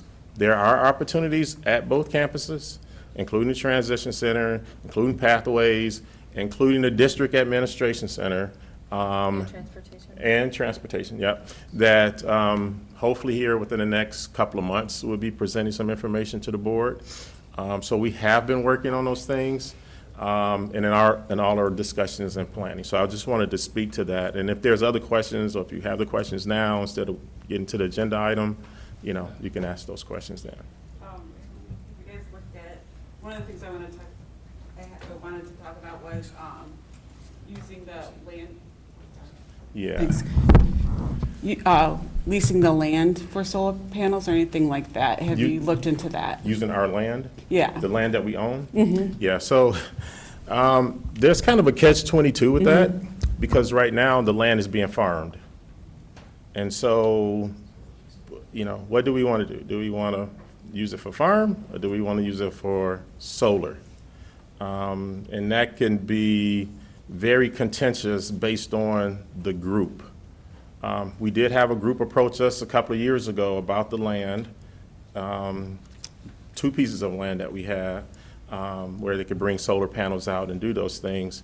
And that was the immediate conversation was, well, you know, people are farming, you know, we're talking about food, we're talking about those things. So what do you really want to use it for? So that's just a much larger discussion that we need to probably have as a district and community of what do you really want there? And you're going to have advocates on both sides of this. As well as the neighboring. As well as the neighboring communities associated with it, right? So we have explored it. The lease agreement with the farmers, I don't know how long those are, but usually like solar farm kind of leases Yeah, are 25 years. multiple- yeah. 25 years. Yeah. I will say that I think part of, like, next steps, we'll have a presentation to the board, because based on some preliminary numbers, just potentially utilizing our rooftops that we can use with the Yes. new technology would bring in a really good starting place for us. Yeah. With some pretty good financial savings. And so I think that would be a good place to start, because we want to be really focused on our role in sustainability. And so that might be a good place to start. And then as we add on and put new buildings, like the link at Central and things like that, there will be opportunities for places where we can. But some of the numbers are really surprising. Yeah. I just think that we were thinking the same thing around the same time. Oh, yeah. I had put that on the, I had asked for it to be added to the agenda, and Dr. Guzman said you guys had already been working on it, so. Appreciate it. Great minds think alike. Thanks. Any other questions? All right. Well, thank you. So I just want, before we conclude, I just want to say thank you to our leadership team, to the members of the committees. I know that many of you are on the committees. I think it's really exciting, reflecting on where we're at and the groundwork that's being done with the planning that's going to expedite our ability to enhance our programming, our facilities. It's just really, really exciting, and so proud of the work that's being done, and really thankful for our leaders in this initiative and our staff. Just a couple of things I want to mention really quick. Listening to all of you tonight, it was just a great update to hear, but I've seen it, you know, these last couple of years play out. And I want to say a special thank you to Kelly and Julie and JR. I had a very humbling experience this year. It's funny, you can want to do things, you can try to do things, you can criticize things. You don't know what you don't know until you know. And I thought, well, we got a grant this past year at the CAC, and the amount of scheduling that Julie and Kelly and JR do with all of these different entities, it was hard just to get our little crew, which was 4, which became 3, which became 2, into the building, and they were extremely flexible. I still don't know how they do what they do with the space that they have. I think Guardian Angel probably does a phenomenal job at getting in the groups they do. I just, watching it firsthand, just was humbling, and we're not going to be there next year. But I learned a lot, and I just want to say thank you for all the hard work you do in scheduling, and everybody that does all of that. I appreciate you. Also, when it comes to breaking down barriers, Joliet Township High School is really great at that. And there were some kids, you know, of course, rushing up to graduation. I don't have my community service hours, or I have fees, or I have this, and parents calling, and every single one of them somehow miraculously finishing the hours, getting their fees figured out, kids from low-income situations, and just the barriers that were, and the challenges that you guys just conquered, and just see it, like, it was amazing. And I don't know if anyone got to see at graduation, a person in my life, that's near and dear to me, he got up on stage. He was crying like when I graduated with my master's. He got up there and just stood there like he could not believe this moment was happening. And I brought it up, I think, earlier in the year or last year, how people at Pathways, because he was a Pathway student, I had permission to share. And his mom called, and she was crying. She was like, they came to our house and they told him, you can do this, you just have to show up. That was him that graduated. And also just having another person in my life that struggles on and off, and her counselor miraculously somehow this year got permission for me to learn about, you know, things like grades and attendance, and I almost fell to the floor. But just the hard work that I see every day on a personal level, professional level, and see these strategies play out. You guys are just amazing, and we appreciate you, and thank you.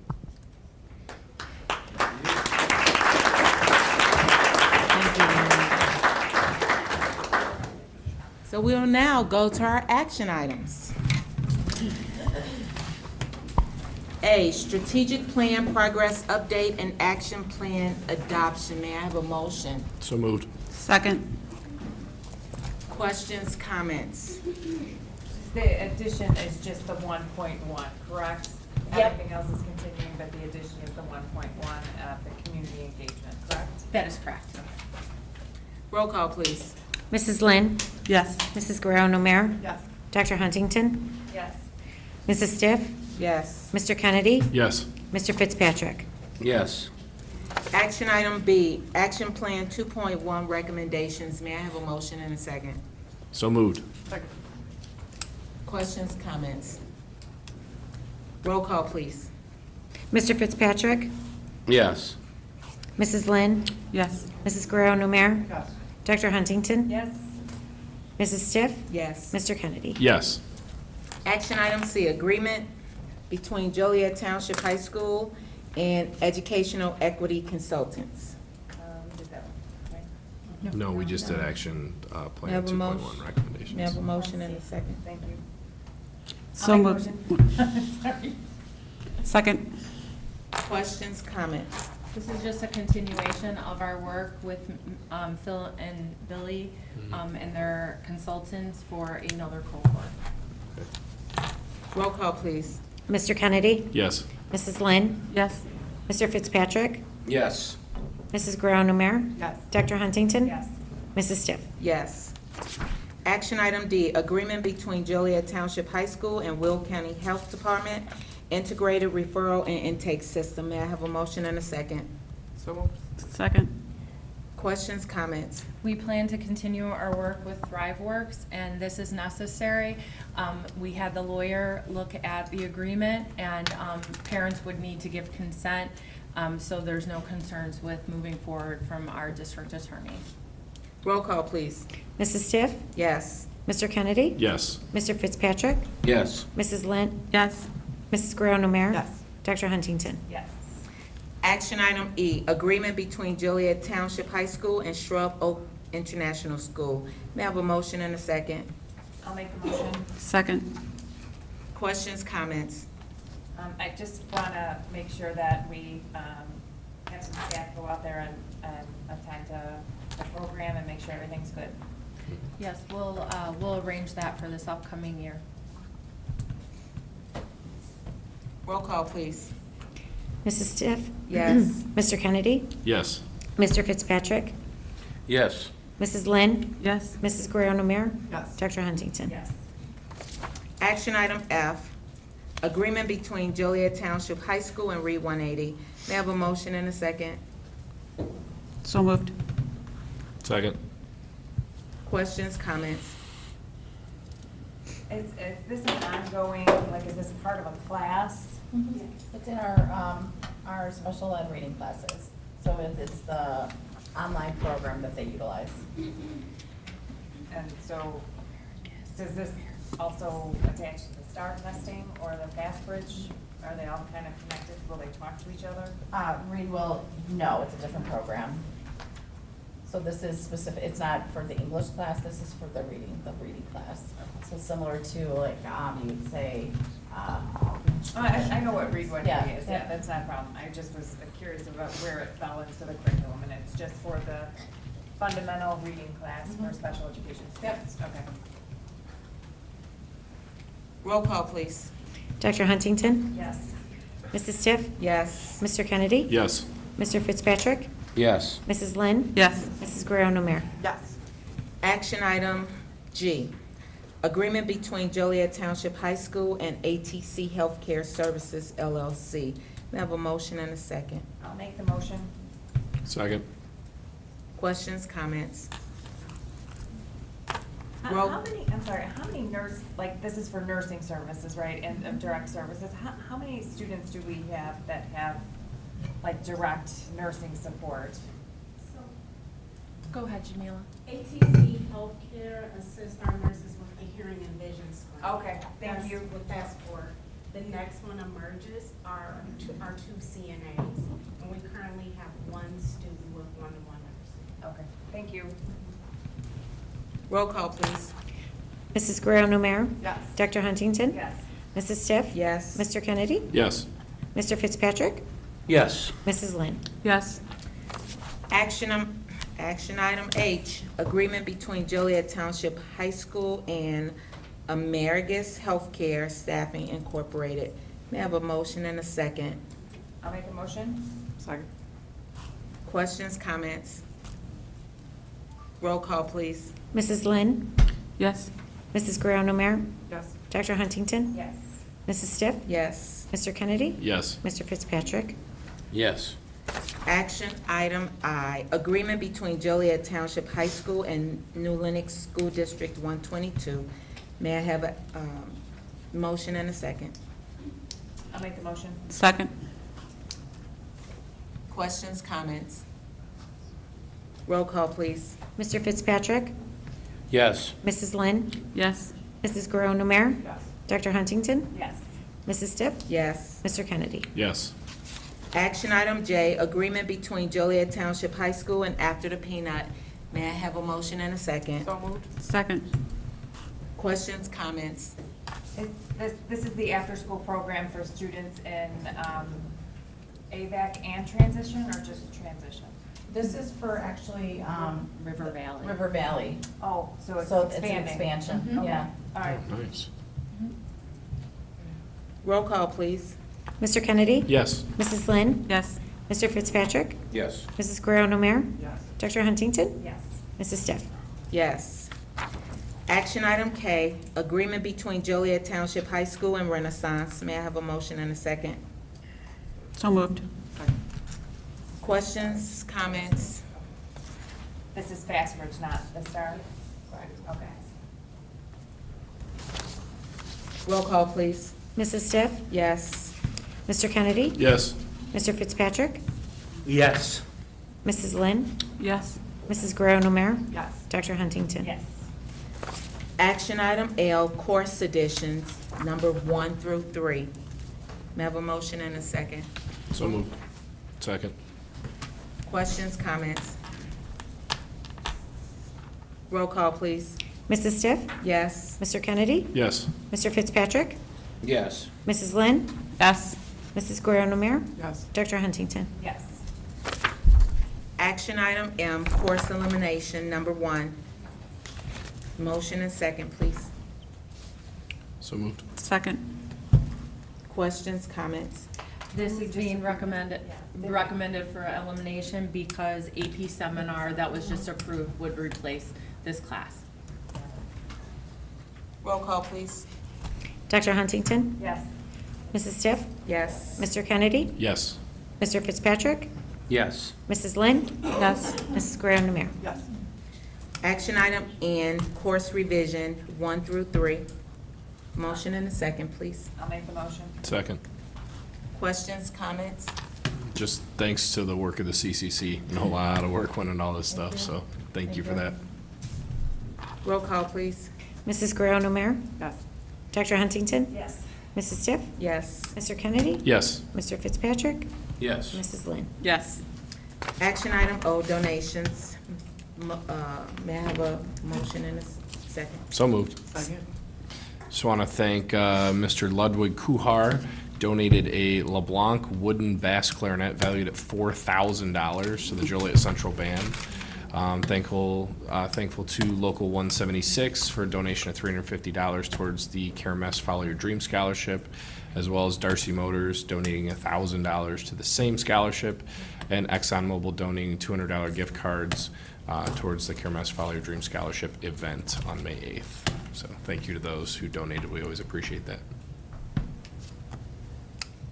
Roll call, please. Mrs. Lynn?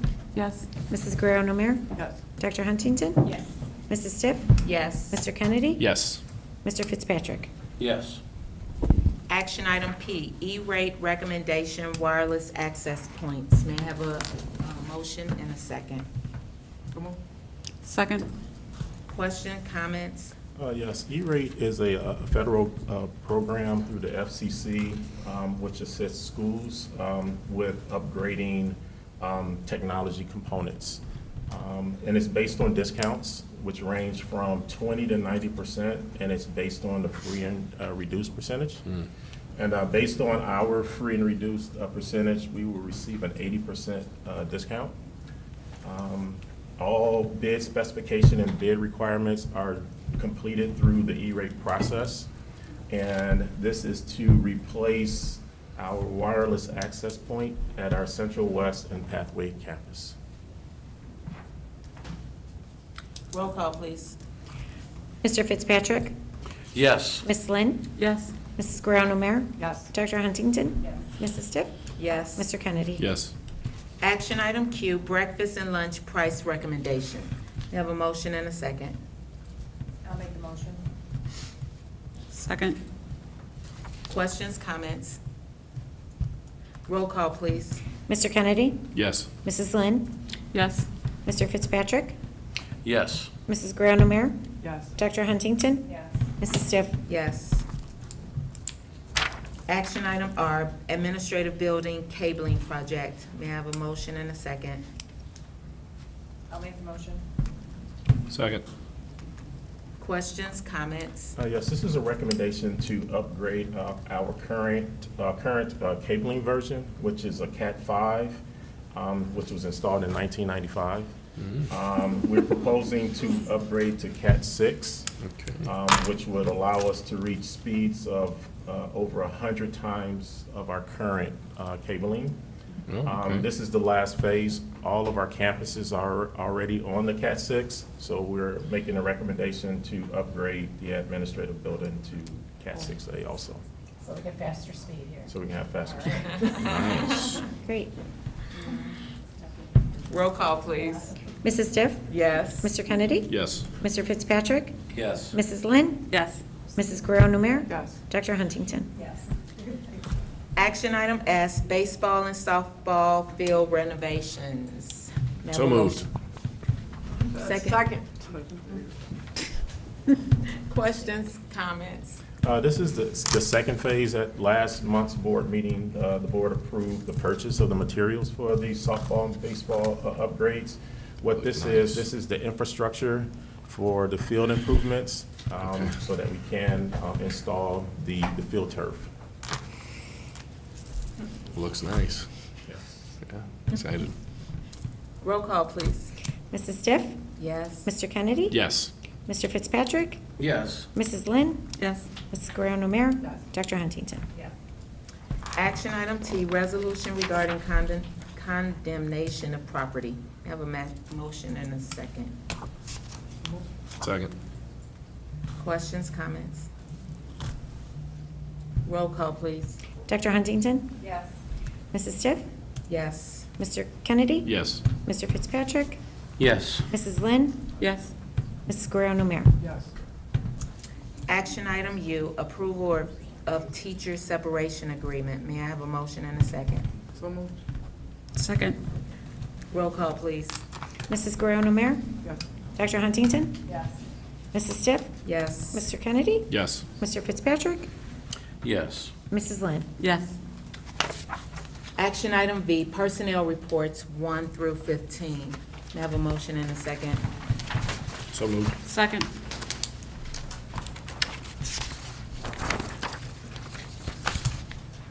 Roll call, please. Mrs. Lynn? Yes. Mrs. Guerrero Namir? Yes. Dr. Huntington? Yes. Mrs. Stiff? Yes. Mr. Kennedy? Yes. Mr. Fitzpatrick? Yes. Yes. They patiently waited, so I want to congratulate Dr. Sharon Alexander, who's going to be our new director of English.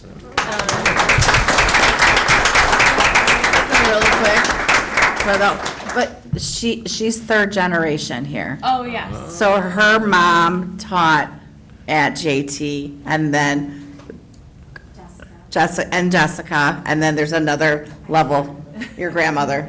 Yeah, yeah. Okay. So continue, yeah. So welcome home. And thank you for your patience. And then Andre Bowie, who I. Oh, yeah. So, the director of student support services. And then I would also be, I know he had to leave, but he waited a very long time. So our new security supervisor at Joliet Central, Eddie Stokes, was also here. So we'll make sure we introduce, but just congratulations to our new staff. And then we also, again, wish Dr. Gilbert well in her next adventure. So thank you.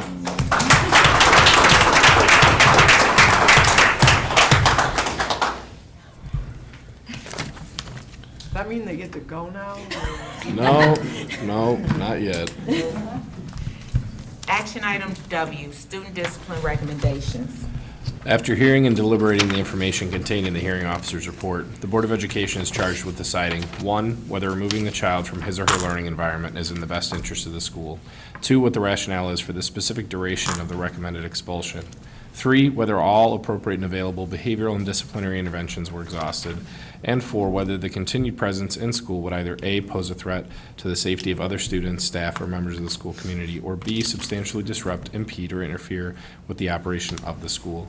The Board of Education must then convene in a public session to formally vote on the motion to expel if expulsion is the consensus arrived at during executive session. I make a motion for case number C2-32415 to recommend expulsion until January of 2025 and place at Lincoln School. So moved. We need a second. Second. Roll call, please. Mr. Fitzpatrick? Yes. Mrs. Lynn? Yes. Mrs. Guerrero-Namir? Yes. Dr. Huntington? Yes. Mrs. Stiff? Yes. Mr. Kennedy? Yes. I make a motion for case number W232416, recommend expulsion until June of 2025 and place at Lincoln School. Second. Roll call, please. Mr. Kennedy? Yes. Mrs. Lynn? Yes. Mr. Fitzpatrick? Yes. Mrs. Guerrero-Namir? Yes. Dr. Huntington? Yes. Mrs. Stiff? Yes. We'll now go into new business. Yes, so in your board packet, it is first reading of a lot of policies. So again, we'll make recommendations for approval at the next meeting. If you have any questions, I'm happy to answer those. We are expecting updates for more policies in the very near future. So this is just getting us started. So, Thank you. Well, thank you for keeping us up to date with that, because it's not an easy task. Yes. Thank you, Tanya. Thank you, Tanya. And I know our administrative team Yes. loves getting Thank all you of her all. emails.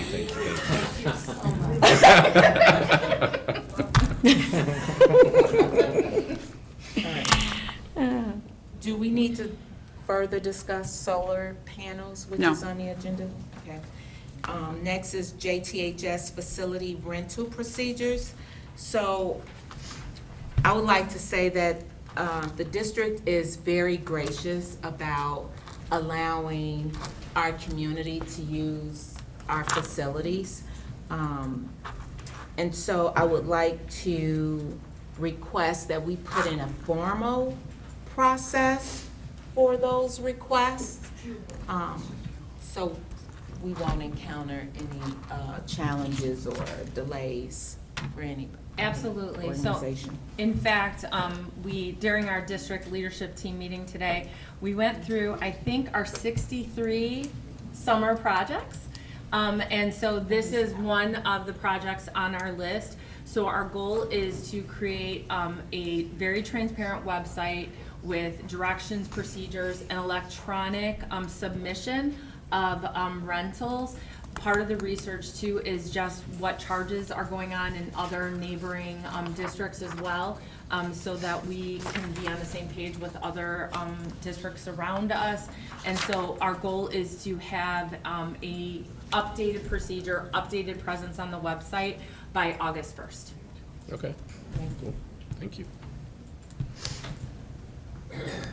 Board reports.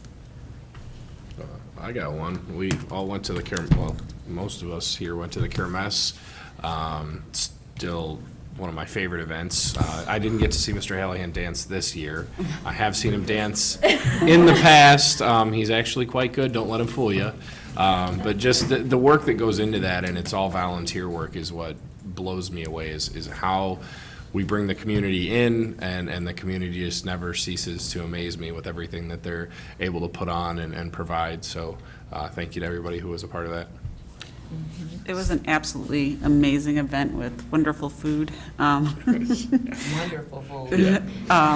So thank you for everyone for putting that on. I enjoyed that, and I encourage the community to attend next year's event and be active in it.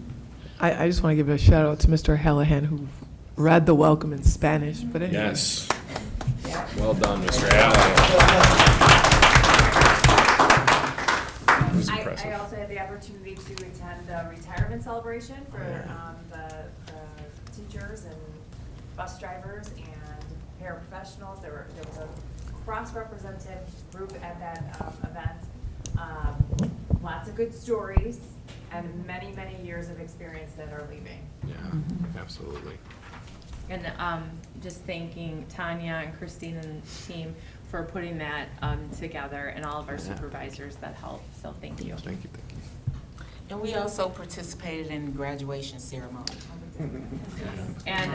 And how cool was it in the gym at Joliet Central? It was this so year? nice.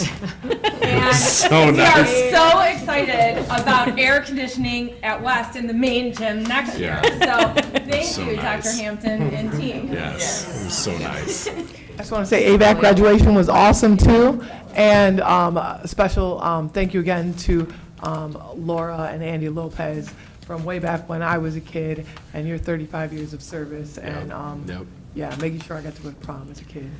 Thanks. I also love how we adapted the graduation from COVID and just kept the two ceremonies. I like that everyone can come, and then it's a quicker ceremony, and thank you for continuing that. And it gives more time for each kid to get recognized Yes. instead of having to try, we got to get through all these kids. Right. So it's Time a lot for lots of nicer. pictures Yeah, and- yeah, it's nice. Yeah, the tradition part is the most important, not the quickness, the tradition part, just saying. It was well done. Yes. Any other board reports? Not that I can think of. Our last agenda item, announcements and public comment. I do have someone for public comment. So at this time, members of the public may make comments to the Board of Education on any item concerning the district. Please note, this is not the opportunity or the venue for the Board of Education members to engage in a conversation or provide responses. The board respects and values the information delivered to us during public comment. Your comments should be directed to the Board of Education, and all in attendance must conduct themselves with respect and civility towards others. Ms. Rico, please call the name of the first individual who wishes to address Miss the Veronica board. Klobeck? I tried. Sorry, Thank you. Veronica. And thank you for your patience, too.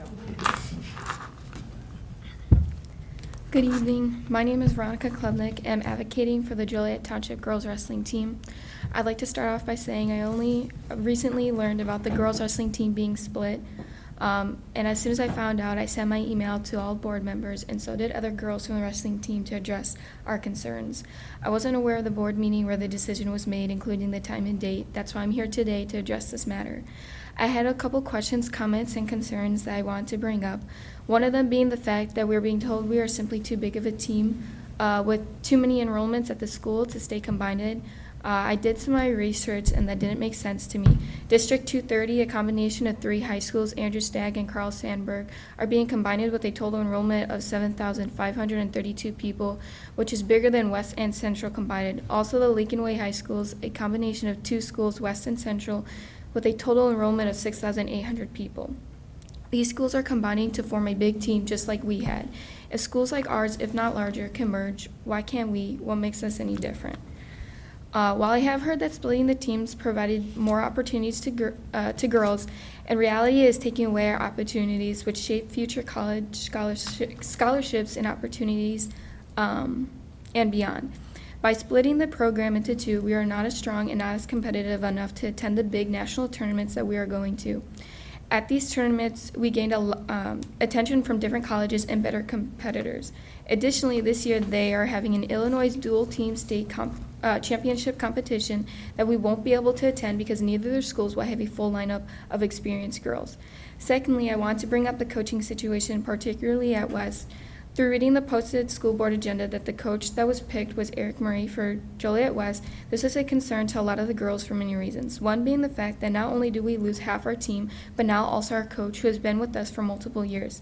Secondly, the fact that we're giving a male coach instead of a female coach. And a male coach with no proven female coaching experience. Wrestling is different from other sports as it is a contact sport compared to other popular non-contact sports. It is a sport that requires contact like all sports, and athletes learn to improve in our sport by being shown how to do new moves and not just being told how to do them. With having a male coach, that would be uncomfortable for a lot of the girls. There are many benefits to having a female coach. One, having a female coach can serve as a role model for young female wrestlers, showing them that women can succeed and excel in the sport, which our coach has, that can create confidence and ambition in female athletes. Second, female coaches have better understanding of the specific physical needs and mechanics of the female bodies that can offer specific advice on technique, training, and conditioning that fits with the unique physiology of female wrestlers. Three, having female coaches in wrestling helps promote gender equality within the sport. It sends a message that women can hold leadership position and contribute to all aspects of wrestling, including coaching and administration. And four, female athletes may face unique challenges in a male-dominated sport like wrestling, such as body image issues, menstrual cycle, or social pressure. A female coach can provide support and guidance in navigating these challenges. You can find this information on the National Wrestling Coaches Association, also known as NWCA's website. This list is clearly not based on just how I feel, but facts. And unfortunately for most girls wrestling teams, they aren't offered a female coach because there aren't many of them that are experienced. Luckily with us, we have an experienced female wrestling coach, and that's Coach Liz. I stayed with girls wrestling because I had a strong female role model that I felt comfortable with. Coach Liz was Illinois Girls High School Coach of the Year.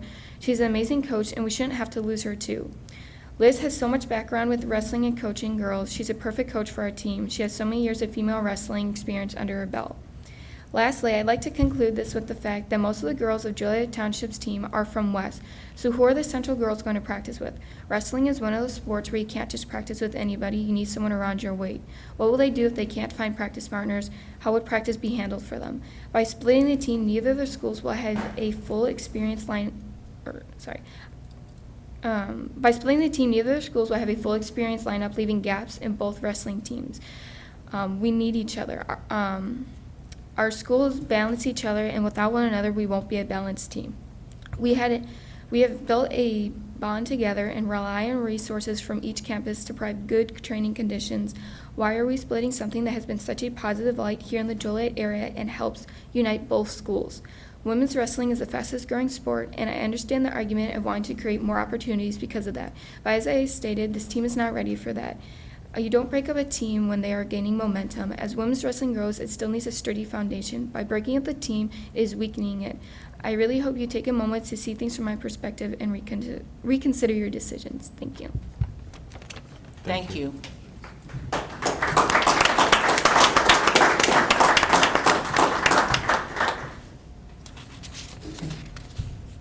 That's all for public comment. Okay. May I have a motion for adjournment? I'll make the motion. Second? Roll call, please. Mrs. Lynn? Yes. Mrs. Guerrero-Nomere? Yes. Dr. Huntington? Yes. Mrs. Stipp? Yes. Mr. Kennedy? Yes. Mr. Fitzpatrick? Yes. Thank you all. Good night. Good night.